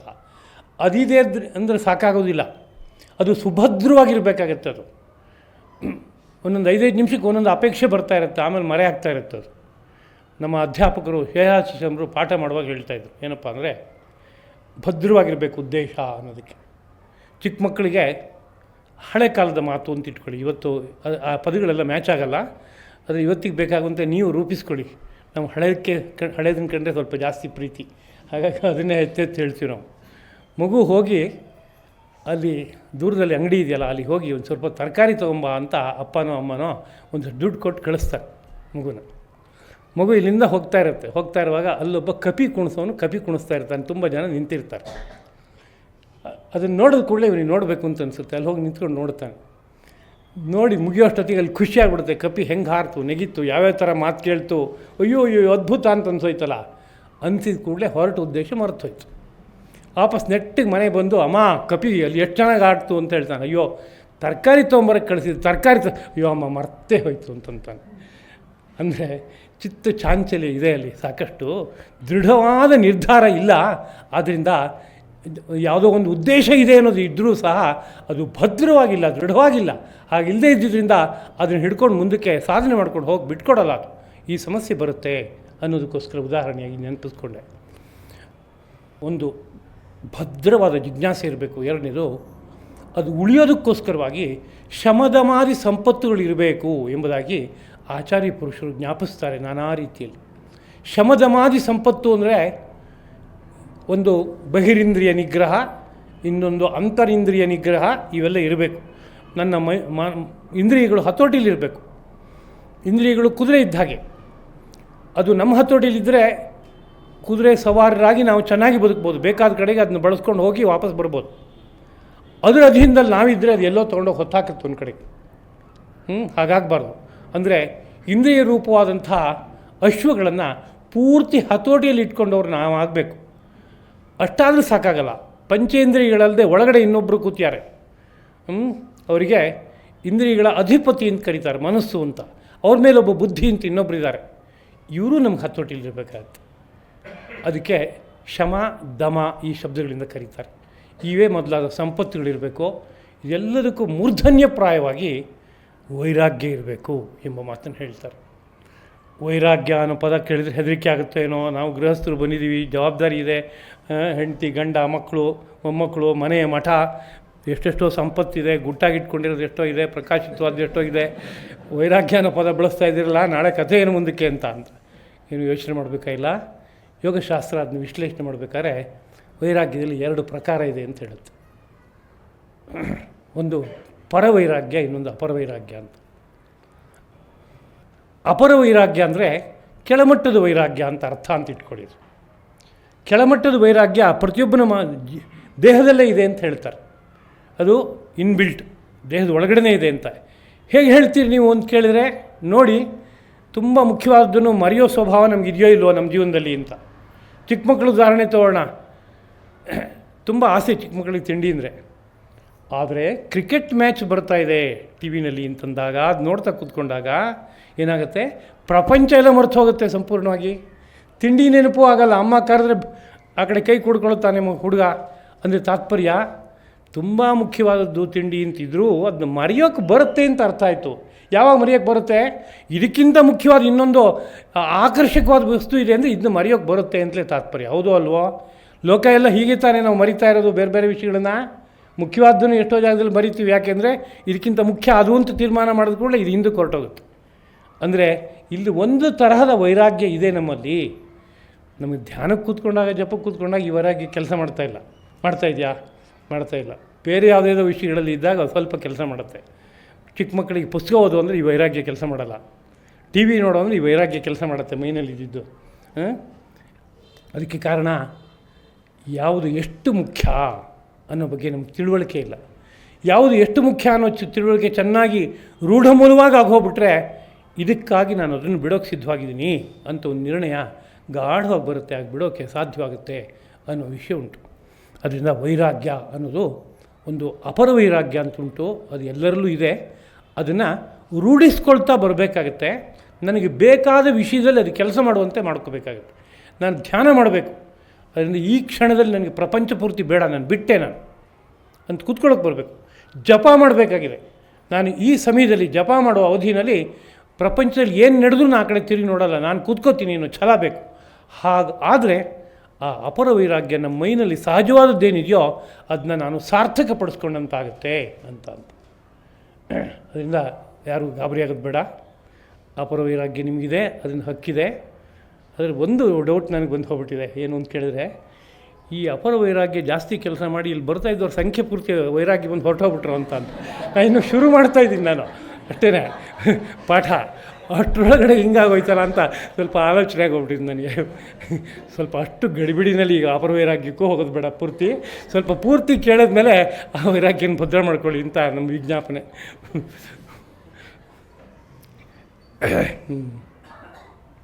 ಅದರಿಂದ ಬ್ರಹ್ಮಚಾರಿಗಳಿಗೆ, ಗೃಹಸ್ಥರಿಗೆ ಇದನ್ನು ಅರ್ಥ ಮಾಡ್ಕೊಳ್ಳೋದಕ್ಕೆ ಅಧಿಕಾರ ಇದೆ. ಇದು ಉಪನಿಷತ್ತಾದ್ದರಿಂದ ಉಪನಿಷತ್ತಿಗೆ ಕೆಲವಕ್ಕೆ ಸ್ವರ ಇದೆ ಪೂರ್ತಿಯಾಗಿ, ಕೆಲವಕ್ಕೆ ಸ್ವರ ಇಲ್ಲ. ಸ್ವರ ಅಂದರೆ ಉದಾತ್ತ, ಅನುದಾತ್ತ, ಸ್ವರಿತ ಮೊದಲಾದವುಗಳು. ಕಾರಣ ಬಿಟ್ಟು ಹೋಗಿಬಿಟ್ಟಿದೆ ಸಮಾಜದಲ್ಲಿ. ಎಷ್ಟೋ ಕಾಲದಲ್ಲಿ ಎಷ್ಟೆಷ್ಟೋ ಕಳಚಿ ಹೊರಟೋಗ್ಬಿಟ್ಟಿದೆ ಪ್ರಕೃತಿ ಮಂಡಲದಲ್ಲಿ. ಅಂದರೆ ಯಾರೋ ಬಂದು ದಾಳಿ ಮಾಡಿದ್ರು ಅದರಿಂದ ಹೋಯಿತು ಅಂತ ಇಷ್ಟೇ ಅನ್ಕೋಬಾರ್ದು. ಬೇರೆ ಯಾರೂ ದಾಳಿ ಮಾಡಿದ್ದಲ್ಲ, ವಿಸ್ಮೃತಿ ಅನ್ನೋದು ಇಲ್ಲಿ ಬಂದು ದಾಳಿ ಮಾಡಿದೆ. ಆ ವಿಸ್ಮೃತಿ ಎಂಬುದು, ಅಪಸ್ಮಾರ ಎಂಬುದು ಬಂದು ದಾಳಿ ಮಾಡಿ ಭಾಳಷ್ಟು ಮಟ್ಟಿಗೆ ಕಳಚೋಗಿದೆ. ಹೊರಗಡೆಯಿಂದ ದರೋಡೆಕೋರರು ಮಾಡಿರೋ ಇದು ಇದೆ, ಅಪಘಾತಗಳು ಇದೆ. ಸುತ್ತಮುತ್ತಲು ಉತ್ತರ ಭಾರತದಲ್ಲಿದ್ದ ಕೆಲವು ವೇದ ಶಾಖೆಗಳನ್ನು ಅಧ್ಯಯನ ಮಾಡ್ತಾ ಇದ್ದ ಅಷ್ಟೂ ಸಮಾಜವನ್ನು ನಾಶ ಮಾಡಿದ್ದಕ್ಕೆ ಉದಾಹರಣೆಗಳು ನಮ್ಗೆ ಕಾಣಿಸುತ್ತೆ ಸ್ವಲ್ಪ ಮಟ್ಟಿಗೆ. ಅದು ಒಂದು ಮುಖ. ಇನ್ನೊಂದು ಮುಖದಲ್ಲಿ ಸೃಷ್ಟಿಯಲ್ಲೇ ಸಹಜವಾಗಿ ಅಪಸ್ಮಾರನ ಹಾವಳಿ ಬೆಳೀತಾ ಇದೆ. ವಿಸ್ಮೃತಿ ಎಂಬುದು ಕ್ರಮೇಣ ಜಾಸ್ತಿ ಆಗ್ತಾ ಹೋಗ್ತಾ ಇದೆ. ಅದರ ಪರಿಣಾಮವಾಗಿ ಎಷ್ಟೋ ಕಳಚೊಟ್ಟೋಗ್ಬಿಟ್ಟಿದೆ ವೇದ ಮಂತ್ರಗಳು. ಇಲ್ಲ, ಹೇಳ್ತಾ ಇದ್ದ ವಿಷಯ ಏನಪ್ಪ ಅಂದರೆ, ಬ್ರಹ್ಮಚಾರಿಗಳಿಗೆ, ಗೃಹಸ್ಥರಿಗೆ ಇದರಲ್ಲಿ ಅಧಿಕಾರ ಉಂಟು ಅಂತಂದರೂ ವೇದ ಮಂತ್ರವನ್ನು ಹೇಳೋದಕ್ಕೆ ಅಧಿಕಾರ ಇಲ್ಲ. ಆ ಮಂತ್ರಾರ್ಥವನ್ನು ಭಾವಿಸೋದಕ್ಕೆ ಅಧಿಕಾರ ಉಂಟು ಅನ್ನೋ ಮಾತಿದೆ. ಇದಕ್ಕೆ ಕಾರಣ ಮಂತ್ರಾರ್ಥ ಮುಖ್ಯ, ಸಾರವತ್ತಾದದ್ದು. ಮಂತ್ರ ಮುಖ್ಯ ಅಲ್ವಾ? ಹಾಗಾದ್ರೆ ಮುಖ್ಯ ಹೌದು. ನಿನ್ನ ನಾಲಿಗೆ ಶುದ್ಧವಾಗಿ ಹಾಗೆ ಉಚ್ಚರಿಸುತ್ತೆ ಅಂತಾದರೆ ಅದನ್ನ ಉಚ್ಚರಿಸು. ಇಲ್ಲದೆ ಹೋದರೆ ಸರಸ್ವತಿಗೆ ಅಪಚಾರ ಮಾಡಿದ ಪಾಪಕ್ಕೆ ಹೋಗ್ತೀಯಲ್ಲ ನೀನು. ಈ ಕೆಲಸ ಯಾಕೆ ಮಾಡಬೇಕು ನೀನು? ಅದರಿಂದ ಹೋಗಬೇಡ ಅನ್ನೋ ರೀತಿಯಾದಂಥ ಮಾತನ್ನು ಆಳಿರುವಂಥದ್ದುಂಟು. ಇದು ನಮಗೆ ಇವತ್ತು ಅರ್ಥ ಆಗಲ್ಲ. ಯಾಕೆ ಅರ್ಥ ಆಗಲ್ಲ ಅಂದರೆ, ಯಾರೋ ಒಬ್ಬ ಭಾಳ ಚೆನ್ನಾಗಿ ವೇದ ಮಂತ್ರವನ್ನು ಹೇಳ್ತಾನೆ. ಉದಾತ್ತ, ಅನುದಾತ್ತ, ಸ್ವರಿತ, ಅಲ್ಪಪ್ರಾಣ, ಮಹಾಪ್ರಾಣ, ಹರಸ್ವ, ದೀರ್ಘ, ಅದೇನೋ ಸಕಾರ, ಶಕಾರ, ಷಕಾರ, ಅದೇನು ಗೊತ್ತಾಗುತ್ತಾ ನಿಮಗೆ? ಅದು 3 ಇದೆಯಾ, 2 ಇದೆಯಾ, 1 ಇದೆಯಾ? ಅದು 3 ಇದೆ ಅಂತ ಅಲ್ಲಿ ಬರೆಯೋಕ್ಕೆ ಬರುತ್ತೆ ನಮಗೆ. ಹೇಳುವಾಗಲೂ ಬರ್ತಾ ಇದೆಯಾ? ಅದು ಬರೋದಿಲ್ಲ. ಶಂಕರ ಷಣ್ಮುಖ, ಶಂಕರ ಷಣ್ಮುಖ ಅಂತ ಅಲ್ವಾ ನಾವು ಹೇಳ್ತಾ ಇರೋದು? ಶಂಕರ ಷಣ್ಮುಖ. ಆ ಶಾಯಲ್ಲಿ ನಾಲ್ಗೆಯಲ್ಲಿ ಹೊರಳ್ತಾ ಇದೆ, ಹೋಗ್ಬಿಟ್ಟಿದೆ, ಸತ್ತೋಗಿದೆ ಆಗಲೇ ಅಕ್ಷರ. ಅದು ಬರ್ತಾಯಿಲ್ಲ, ಅಂಥ ಪರಿಸ್ಥಿತಿ ಉಂಟಾಗಿದೆ. ಅಕ್ಷರಗಳೆಲ್ಲೂ ವಿಕಾರ ಆಗದೆ ಇರುವಂತೆ, ಮತ್ತು ಅದ್ರ ಹಿಂದುಗಡೆಗೆ ಒಂದು ಸ್ಥಾನ ಅಂತಿದೆ ಒಂದು ದೇವತೆಗೆ, ಅದಕ್ಕೆಲ್ಲೂ ಲೋಪ ಬರದೇ ಇರುವಂತೆ, ಅದನ್ನು ಹಾಗೆ ಹೊರಗಡೆ ತರೋದಕ್ಕೆ ಬೇಕಾಗುವ ಪರಿಪೂರ್ಣವಾದ ಲಕ್ಷಣ ಇದ್ದಾಗ ಅಧಿಕಾರ ಇದೆ ಅಕ್ಷರೋಚ್ಚಾರಣೆ ಮಾಡೋಕ್ಕೆ. ಅದು ಪರಿಪೂರ್ಣವಾಗಿಲ್ಲ ಅಂತಂದಾಗ ಓದ್ಕೋಪ್ಪ, ಅರ್ಥ ತಗೋ, ಅದರಿಂದ ನಿಂಗೆ ಲಾಭ ಆಗುತ್ತೆ, ಬಳಸ್ಕೋ ಅಂತ ಇಂಥ ಮಾತಾಡಿದ್ದಾರೆ. ಸಂಕ್ಷೇಪವಾಗಿ ನೆನಪಿಸ್ಕೊಂಡಿದ್ದೀನಿ. ಸರಸ್ವತಿ ಚಿತ್ರ ಬರಿತೀನಿ ಅಂತ ಹೊರಟ್ರೆ ಸರಸ್ವತಿ ಮೆಚ್ಚೋ ತರಹ ಇರಬೇಕು. ನನಗೂ ಪ್ರೈಮರಿ ಸ್ಕೂಲ್ನಲ್ಲಿ, ಮಿಡ್ಲ್ ಸ್ಕೂಲಲ್ಲಿ ಡ್ರಾಯಿಂಗ್ ಹೇಳ್ಕೊಟ್ಟಾರೆ, ನಾನು ಕಲ್ತಿದ್ದೀನಿ ಅಂಥೇಳಿ ಕಂಡುಕೊಂಡವರೆಲ್ಲ ಸರಸ್ವತಿ ಚಿತ್ರ ಬಡಿಸೋಕೆ ಹೋದರೆ ಅದು ಸರಸ್ವತಿ ಆಗುತ್ತೋ ಶೂರ್ಪಣಕ್ಕೆ ಆಗ್ತಾಳೋ ಗೊತ್ತಾಗಲ್ಲ. ಸರಸ್ವತಿ ಎಲ್ಲ ಬರೆದ್ಬಿಟ್ಟು ಏನೇ ಅಂದರೂ ಸರಸ್ವತಿ 2 ಕೋರೆ ದಾಡೆ ಬಂದಿದ್ದರೆ ತುಂಬ ಚೆನ್ನಾಗಿರ್ತಿತ್ತು ಅಂತ 2 ಕೋರೆ ದಾಡೆ ಬಳಿಯೋ ತರಹ ಆಗುತ್ತೆ. ಅವಳ ದೇಹ ದಷ್ಟಪುಷ್ಟವಾಗಿ ಚೆನ್ನಾಗಿರಬೇಕು, ಒಳ್ಳೆ ಯುದ್ಧಕ್ಕೆ ಹೋಗೋದಕ್ಕೆ ಬೇಕಾಗುವಂತೆ. ಇದೇನು ಹಿಂಗೆ ತೆಳ್ಳಗೆ ಬರೆದ್ರೆ ನೋಡು ಇಷ್ಟು ಸಣ್ಣಕ್ಕೆ ಬರೆದ್ರೆ ಚೆನ್ನಾಗಿರುತ್ತಾ, ಒಳ್ಳೆ ಗುಡುಮಿ ತರಹ ಬೆಳಿಬೇಕು ಅಂತ ಅನಿಸ್ಬೋದು. ಚಿತ್ರ ಸರಸ್ವತಿ ಚಿತ್ರ ಆಗಲ್ಲ, ಸರಸ್ವತಿ ಅಪಚಾರ ಮಾಡಿದಾಗುತ್ತೆ. ಹಾಗಾದಾಗ ಏನು ಮಾಡಬೇಕು? ಚಿತ್ರ ಬರೆಯೋಕ್ಕೆ ಬರುತ್ತೆ, ಅಲ್ಪ ಸ್ವಲ್ಪ ಗೊತ್ತು ನನಗೆ, ಆದರೆ ಅದರಲ್ಲಿ ನಾನು ಎಕ್ಸ್ಪರ್ಟ್ ಅಲ್ಲ, ಆ ಕೆಲಸಕ್ಕೆ ನಾನು ಹೋಗಲ್ಲ, ನಾನು ಬೇರೆ ಯಾವುದಾದ್ರು ಕೆಲಸ ಇದ್ದರೆ ಕೊಡಿ ಅಂತ ಕೇಳೋವಷ್ಟು ಒಂದು ಒಳ್ಳೆ ಮನಸ್ಸು ಬೇಕಲ್ವಾ? ಅಂಥದ್ದು ಕಡಿಮೆ ಆಗಿಬಿಟ್ಟಿದೆ ತುಂಬ ವಿದ್ಯೆಯನ್ನು ಕಲಿಯುವಾಗ. ಅದರಿಂದನೇ ಕಲಿಯೋ ಮನಸ್ಸು ಯಾರೇ ವ್ಯಕ್ತಪಡಿಸಿದ್ರು ಯಾರಿಗೆ ವಿದ್ಯೆಯನ್ನು ಕೊಡಬೇಕು ಅನ್ನೋ ವಿಷಯ ತೊಗೊಂಡಾಗ ಮುಕ್ತಿಕೋಪನಿಷತ್ತು ಒಂದು ಮಾತನ್ನು ಹೇಳುತ್ತೆ, ವಿದ್ಯಾಹವೈ ಬ್ರಾಹ್ಮಣ ಮಾಜಗಾಮ. ವಿದ್ಯಾದೇವಿ ಬಂದು ಬ್ರಾಹ್ಮಣನಲ್ಲಿ ಪ್ರಾರ್ಥನೆ ಮಾಡ್ಕೊಂಡಂತೆ. ಬ್ರಾಹ್ಮಣ ಮಾಜಗಾಮ ಅವನು ಬಂದು ಕೇಳ್ಕೊತಂತೆ, ಗೋಪಾಯಮ ನನ್ನ ರಕ್ಷಣೆ ಮಾಡಿ ಇಟ್ಕೋ, ಕಾಪಿಟ್ಕೋ, ನನ್ನನ್ನು ಚೆನ್ನಾಗಿ ಕಾಪಾಡ್ಕೋ. ಶೇವಧಿಷ್ಠೇಹಮಸ್ಮಿ, ನಾನೊಂದು ದೊಡ್ಡ ಸಂಪತ್ತು. ಅಸೂಯಕಾಯ, ಹೊಟ್ಟೆ ಕಿಚ್ಚಿನ ವ್ಯಕ್ತಿಗೆ. ಅನೃಜವೇ, ಸುಳ್ಳು ಹೇಳುವ ವ್ಯಕ್ತಿಗೆ. ಅಯತಾಯ, ಇಂದ್ರಿಯ ಸಂಯಮನ ಇಲ್ಲದೇ ಇರುವಂಥ ವ್ಯಕ್ತಿಗೆ ನ ಮಾಂ ಬ್ರೂಯ, ನನ್ನನ್ನು ಹೇಳಬೇಡ ಯಾವುದೇ ಕಾರಣಕ್ಕೂ. ಹಾಗೆ ನೀನು ಸರಿಯಾಗಿ ನಿಯಮವನ್ನು ಕಾಪಾಡ್ಕೊಂಡು ಹೋದರೆ ವೀರ್ಯವತಿ ಯಥಾಸ್ಯಾಂ, ನಾನು ವೀರ್ಯವಂತಳಾಗಿ ಆಗ್ತೇನೆ, ನಿನ್ನ ಮೈಯಲ್ಲಿ ಮನಸ್ಸಿನಲ್ಲಿ ನೆಲೆಸ್ತೇನೆ, ನೀನು ಇಷ್ಟಪಟ್ಟ ಕಾರ್ಯವನ್ನೆಲ್ಲ ಸಾಧನೆ ಮಾಡ್ಬೋದು, ಅಂಥ ಅದ್ಭುತವಾದ ಸಾಮರ್ಥ್ಯನ ನಿನಗೆ ಅನುಗ್ರಹಿಸ್ಕೊಡ್ತೀನಿ. ಅನಧಿಕಾರಿಗಳಿಗೆ ಯಾವುದೇ ಕಾರಣಕ್ಕೂ ನನ್ನನ್ನು ಕೊಡಬೇಡ ಎಂಬುದಾಗಿ ಆ ವಿದ್ಯಾದೇವಿ ಪ್ರಾರ್ಥನೆ ಮಾಡ್ಕೋತಾಳೆ ಎಂಬುದಾಗಿ ತಜ್ಞರು ವಿದ್ಯಾದೇವಿಯ ಆಶಯವನ್ನು ಗುರುತಿಸಿದವರು ಕೇಳ್ಕೋತಾರೆ. ನಾವು ಒಳ್ಳೆ ಕನ್ಯಾವಂತರಾಗಿದ್ದರೆ ನಮ್ಮ ಕನ್ಯೆ ಎಲ್ಲಿಗೆ ಹೋಗಬೇಕು ಅನ್ನೋ ಬಗ್ಗೆ ನಾವು ತುಂಬ ಎಚ್ಚರಿಕೆ ವಹಿಸ್ಕೋತೀವೋ ಇಲ್ವೋ? ಕನ್ಯಾವಂತರಾಗಿದ್ದರೆ, ಕನ್ಯೆ ಬಗ್ಗೆ ನಿಜವಾಗ್ಲೂ ಪ್ರೀತಿನೇ ಇದ್ದರೆ, ಆಗ ಆ ಕನ್ಯೆ ಏನು ಮಾಡ್ತಾಳೆ, ಎಲ್ಲಿ ಹೋಗ್ತಾ ಇದ್ದಾಳೆ, ಏನು ಕಲಿತಾ ಇದ್ದಾಳೆ, ಏನಾಗುತ್ತೆ ಮುಂದಕ್ಕೆ ಅವಳನ್ನ ಯಾವುದೋ ಒಂದು ಕಡೆಗೆ ವಿವಾಹ ಮಾಡಿಕೊಡಬೇಕು. ಇವತ್ತಿನ ಕಾಲದಲ್ಲಿ ಅದಿಲ್ಲ ಅಲ್ವಾ? ವಿವಾಹ ಆಗಿ ಹೋಗುತ್ತಾಳೆ, ಇವತ್ತಿನ ಭಾಷೆ ವಿವಾಹ ಮಾಡಿಕೊಡಬೇಕು ಅನ್ನೋದು ಅದು ಒಂದು ಕಾಲದ ಕಥೆಯನ್ನು ಪರಿಸ್ಥಿತಿ ಉಂಟಾಗ್ಬಿಟ್ಟಿದೆ. ಎಲ್ಲರೂ ಅಲ್ಲ, ಸ್ವಲ್ಪ ಆ ದಿಕ್ಕಲ್ಲಿ ಬೆಳೀತಾ ಇದೆ ಅಂತ ತಾತ್ಪರ್ಯ. ಕನ್ಯೆಯನ್ನು ಇನ್ನೊಂದು ಕಡೆ ಕೊಡಬೇಕಾದ್ರೆ ಕನ್ಯೆಯನ್ನು ನಿಜವಾಗ್ಲೂ ಬಳಸ್ತಾನೆ ಅವನು, ಅವನಿಗೆ ಸರಿಯಾದಂಥ ಜ್ಞಾನ ಇದೆಯಾ? ಒಬ್ಬ ಕನ್ಯೆ ಎಂಥ ಅದ್ಭುತವಾದ ಒಂದು ವ್ಯಕ್ತಿತ್ವ, ಇಡೀ ಕುಟುಂಬವನ್ನು ಬೆಳಗಿಸುವವಳು, ಅವಳನ್ನು ಹೇಗೆ ನೋಡ್ಕೋಬೇಕು, ಹೇಗೆ ಬಾಳಿಸ್ಬೇಕು, ಅವಳಿಂದ ಪ್ರಯೋಜನವನ್ನು ಯಾವ ರೀತಿಯಲ್ಲಿ ಬಳಸಬೇಕು, ಇದೆಲ್ಲದರ ಬಗ್ಗೆ ಪ್ರಜ್ಞೆ ಇದೆಯೋ ಇಲ್ವೋ? ಪ್ರಜ್ಞೆ ಇಲ್ಲದೆ ಹೋದರೆ ಯಾವುದೇ ಕಾರಣಕ್ಕೂ ನಾನು ಕೊಡೋಲ್ಲ ಅಂತ ಆಲೋಚನೆ ಮಾಡ್ತಾನೆ. ಆ ಕನ್ಯೆಯನ್ನು ಇಟ್ಕೊಂಡು ಹಣನೂ ಸಂಪಾದನೆ ಮಾಡೋಕ್ಕೆ ಹೊರಡ್ಬೋದು ಒಬ್ಬ, ತುಂಬ ಅನುಕೂಲವಾಗಿದೆ, ಇದ್ರು ಒಳ್ಳೆಯ ಉಪಾಯ ಇದು ಅಂತ ಕೊಡೋಕ್ಕೆ ಇಷ್ಟಪಡ್ತಾರಾ? ಕೊಡೋಲ್ಲ. ಅಂದರೆ ನಮಗೆ ಗೊತ್ತಿರೋ ವಿಚಾರದಲ್ಲಿ ನಾವು ಯಾರಿಗೆ ಕೊಡಬೇಕು, ಯಾರು ಕೊಡಬಾರ್ದು ಅನ್ನೋ ಬಗ್ಗೆ ತುಂಬ ಅಲ್ಲಿ ಎಚ್ಚರಿಕೆ ವಹಿಸ್ತಾನೇ ಇದ್ದೀವಿ.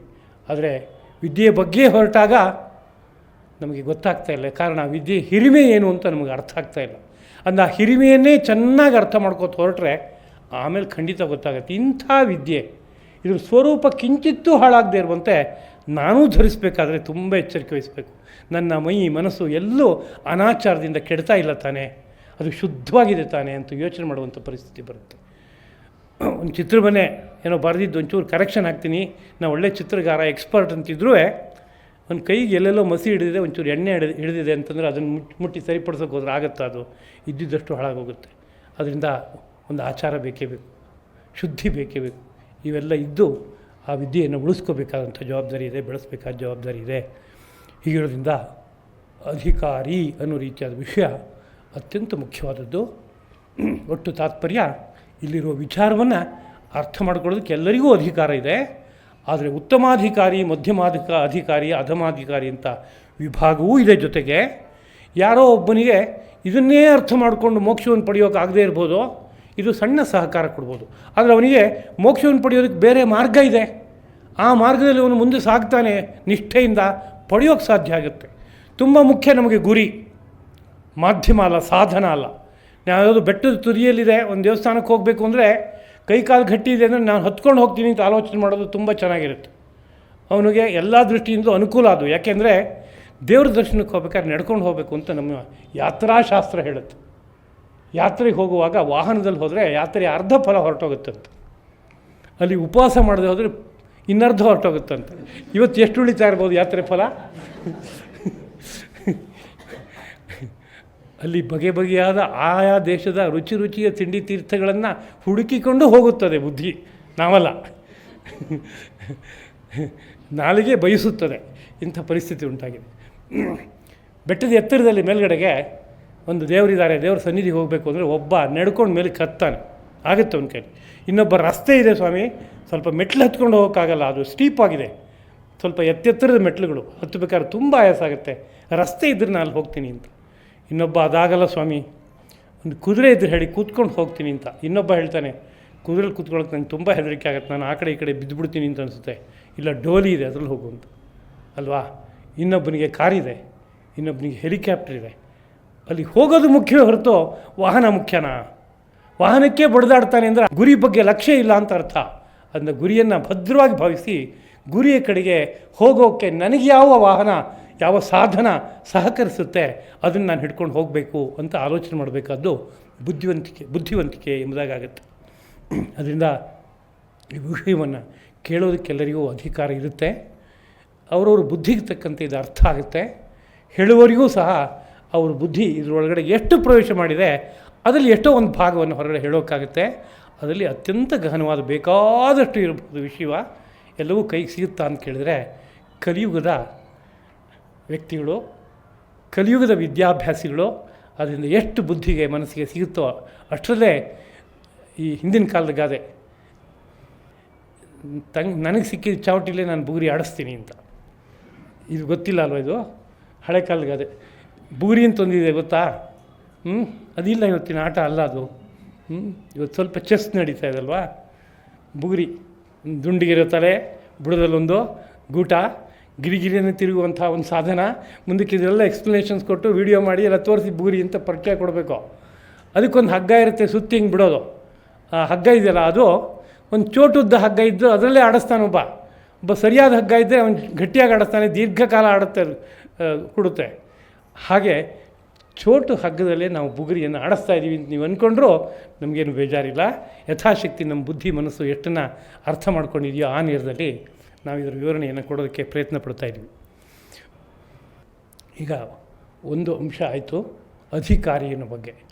ಎರಡನೇದು ವಿಷಯ ಅಂತ ಅಂದರೆ ಈ ಮುಂಡಕೋಪನಿಷತ್ತು ಏನನ್ನು ಪ್ರತಿಪಾದನೆ ಮಾಡ್ತಾ ಇದೆ, ಇಲ್ಲಿರೋ ಕಂಟೆಂಟ್ ಏನು ಅಂತ ಪ್ರಶ್ನೆ.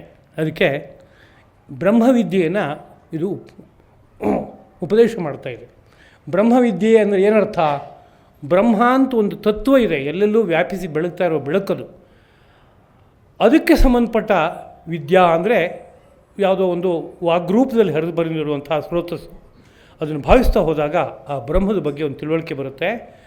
ಅಲ್ಲದೇ ಬ್ರಹ್ಮ ಅಂತ ಒಬ್ಬ ದೇವರು, ಚತುರ್ಮುಖ ಬ್ರಹ್ಮ ಅಂತ ಒಂದು ಕರಿತೀವಿ, ಅವನ ಮುಖದಿಂದ ಹರಿದು ಬಂತು ಅಂತ ಈ ಉಪನಿಷತ್ತೇ ಹೇಳುತ್ತೆ ಆರಂಭದಲ್ಲಿ. ಬ್ರಹ್ಮ, ಚತುರ್ಮುಖ ಬ್ರಹ್ಮನೋ ಅಥರ್ವ ಎಂಬ ತನ್ನ ಜ್ಯೇಷ್ಠ ಪುತ್ರನಿಗೆ ಉಪದೇಶ ಮಾಡ್ದ ಅಂತ. ಅಂದರೆ ಈ ವಿದ್ಯೆಯ ಮೂಲ ಸ್ರೋತಸ್ ಯಾವುದು ಅಂತ ಕೇಳಿದ್ರೆ ಚತುರ್ಮುಖ ಬ್ರಹ್ಮ ಅಂತ. ಅದರಿಂದ ಚತುರ್ಮುಖ ಬ್ರಹ್ಮನಿಂದ ಹರಿದು ಬಂದ ವಿದ್ಯೆ ಒಂದಿದೆ, ಬ್ರಹ್ಮವಿದ್ಯಾ ಎಂಬುದಾಗಿ ಅದನ್ನು ಕರೀತಾರೆ. ಅದೇ ಇಲ್ಲಿಯ ವಿಚಾರ ಎಂಬುದಾಗಿ ತಗೋಬೇಕು. ಅಂದರೆ ತಾತ್ಪರ್ಯ ಪರಮಾತ್ಮ ವಿಷಯಕವಾದ ವಿದ್ಯೆ ಮತ್ತು ಪರಮಾತ್ಮ ಪ್ರಾಪಕವಾದ ವಿದ್ಯೆ ಇಲ್ಲಿಯ ವಿಷಯ. ಪರಮಾತ್ಮ ವಿಷಯಕವಾದ ವಿದ್ಯೆ ಅಂದರೆ ಏನರ್ಥ? ಪರಮಾತ್ಮನ ನಿರೂಪಣೆ ಮಾಡುತ್ತೆ, ಅದು ಪಡೆಯೋ ಕ್ರಮದ ಕುರಿತು ಮಾತಾಡುತ್ತೆ. ಹಾಗಿರೋದ್ರಿಂದ ಪರಮಾತ್ಮನಲ್ಲಿ ಹೋಗಿ ತಲುಪೋದಕ್ಕೆ ಸಹಕಾರ ಕೊಡುತ್ತೆ. ಪರಮಾತ್ಮನಿಗೆ ಪ್ರಾಪಕ ಅಂದರೆ ತಲುಪಿಸುವಂತಹ ವಿದ್ಯೆ ಎಂಬುದಾಗಿಯೂ ಸಹ ಕರಿಬೋದು. ಹಾಗೆ ಸಂಬಂಧ ಅಂತೊಂದು ಸಂಬಂಧ ಅಂದರೆ ಈ ಗ್ರಂಥಕ್ಕೂ ನನಗೂ, ಈ ಗ್ರಂಥ ಮತ್ತು ಇಲ್ಲಿ ಪ್ರತಿಪಾದಿಸಲ್ಪಡುವ ವಿಷಯಕ್ಕೂ ಮತ್ತು ಇದರಿಂದ ಆಗುವ ಪ್ರಯೋಜನಕ್ಕೂ ಎಲ್ಲ ಏನು ಸಂಬಂಧ ಅಂತ ಕೇಳಿದರೆ ಹೆಚ್ಚು ವಿಸ್ತಾರ ಬೇಕಾಗೋಲ್ಲ, ಗೊತ್ತಾಗುತ್ತೆ ನಿಮಗೆ. ಬ್ರಹ್ಮವಿದ್ಯೆಯನ್ನು ಈ ಉಪನಿಷತ್ತು ಪ್ರತಿಪಾದನೆ ಮಾಡ್ತಾಯಿದೆ, ಖಂಡನೆ ಮಾಡ್ತಾಯಿಲ್ಲ. ಆದ್ದರಿಂದ ಈ ವಿಷಯ ಬ್ರಹ್ಮವಿದ್ಯಾನ ವಿಷಯಕ್ಕೂ ಈ ಗ್ರಂಥಕ್ಕೂ ಏನು ಸಂಬಂಧ ಅಂತ ಕೇಳಿದರೆ ಪ್ರತಿಪಾದ್ಯ ಪ್ರತಿಪಾದಕ ಭಾವ ಸಂಬಂಧ ಅಂತ ಹೇಳ್ತಾರೆ. ಹೀಗೆಲ್ಲ ಭಾಷೆ ಬೆಳೆದ್ರೆ ಹೆದರ್ಕೋಬಾರ್ದು, ತುಂಬ ಹೇಳಲ್ಲ ನಾನು, ಎಲ್ಲಿಗೋ ಕರ್ಕೊಂಡು ಹೋಗ್ಬಿಡ್ತಾರೆ ಏನೋ ನಿಜವಾಗ್ಲೂ ಕೂಡ ಅಂತ. ಇದು ಸಂಸ್ಕೃತ, ಗೊತ್ತಾಗುತ್ತಲ್ವಾ? ಪ್ರತಿಪಾದ್ಯ ಪ್ರತಿಭಾವಕ ಭಾವ ಸಂಬಂಧ ಅಂತ ಒಂದು ಪ್ರತಿಪಾದನೆ ಮಾಡ್ತಾ ಇದೆ, ಇನ್ನೊಂದು ಪ್ರತಿಪಾದಿಸಲ್ಪಡುವ ವಿಷಯ ಇದೆ ಅಂತ. ಹಾಗೆ ಈಗ ಪ್ರಯೋಜನ ಒಂದಿದೆ ಇದರಲ್ಲಿ. ಆ ಪ್ರಯೋಜನ ಏನಪ್ಪ ಅಂದರೆ ಭಗವತ್ ಸಾಕ್ಷಾತ್ಕಾರ, ಅದರಿಂದ ನಂತರದಲ್ಲಿ ಮೋಕ್ಷ ಅಂತ. ಅದನ್ನು ಇದು ಕೊಡುತ್ತೆ ಅಂತ ಹೇಳುವಾಗ ಏನೋ ಒಂದು ಸಂಬಂಧ ಅಲ್ಲಿದೆ, ಸಾಧ್ಯ ಸಾಧನ ಸಂಬಂಧ ಎಂಬುದು. ಸಾಧ್ಯ ಅಂದ್ರೇನೋ ಗುರಿ ಯಾವುದಪ್ಪ ಅಂದರೆ ಮೋಕ್ಷ ಅಥವಾ ಪರಮಾತ್ಮ ಜ್ಞಾನ. ಅದಕ್ಕಿದು ಸಾಧನ ಅದು ಸಾಧ್ಯ. ಇವೆರಡರ ಮಧ್ಯದಲ್ಲಿರೋ ಸಂಬಂಧ ಸಾಧ್ಯ ಸಾಧನ ಸಂಬಂಧ. ಹೀಗೆಲ್ಲ ನಿರೂಪಣೆ ಮಾಡ್ತಾರೆ. ಮುಂದಕ್ಕೆ ಪ್ರಯೋಜನ ಏನು ಅನ್ನೋ ಬಗ್ಗೆ ಒಂದನ್ನು ಆಲೋಚನೆ ಮಾಡಿ ಈ ವಿಷಯವನ್ನು ಒಂದು ಹಂತ ಮುಕ್ತಾಯ ಮಾಡ್ಕೊಳ್ಳೋಣ. ಈ ಉಪನಿಷತ್ತಿನ ಅಧ್ಯಯನಕ್ಕೆ ಪ್ರಯೋಜನ ಏನು ಅಂತ ಒಂದಷ್ಟು ನಮಗೆ ಗೊತ್ತಾಗ್ಬಿಟ್ಟಿದೆ ಈಗಾಗಲೇ, ಅಲ್ಲಲ್ಲೇ ಮಾತಾಡ್ತಾ. ಅದು ಗೊತ್ತಾಗಿದ್ದು ನಮ್ಮ ಬುದ್ಧಿ, ನಮ್ಮ ಮನಸ್ಸು ಹೇಳ್ತಾ ಇರೋದು ಇರ್ಬೋದು. ಅದೇನೇ ಈ ಮುಂಡಕೋಪನಿಷತ್ತನ್ನು ತಂದ ಮಹರ್ಷಿಗಳಿಗೆ, ಅದನ್ನ ಅನುಗ್ರಹಿಸಿದ ಬ್ರಹ್ಮನಿಗೆ ಅದೇ ಉದ್ದೇಶ ಇದೆಯಾ ಅಂತ ಪ್ರಶ್ನೆ ಬರ್ಬೋದು ಅಲ್ವಾ? ಬರುತ್ತೋ ಬರಲ್ವಾ?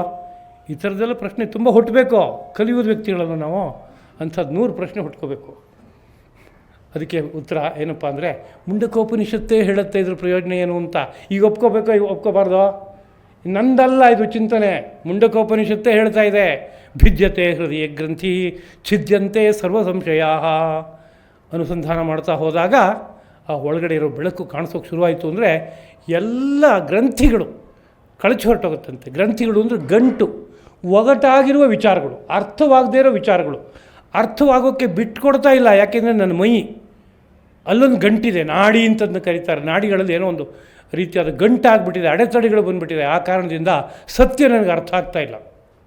ಆ ಎಲ್ಲ ಗ್ರಂಥಿಗಳು ಒಡೆದು ಹೊರಟೋಗುತ್ತೆ. ಭಿದ್ಯತೆ ಹೃದಯ ಗ್ರಂಥಿ ಛಿದ್ಯಂತೆ ಸರ್ವ ಸಂಶಯ.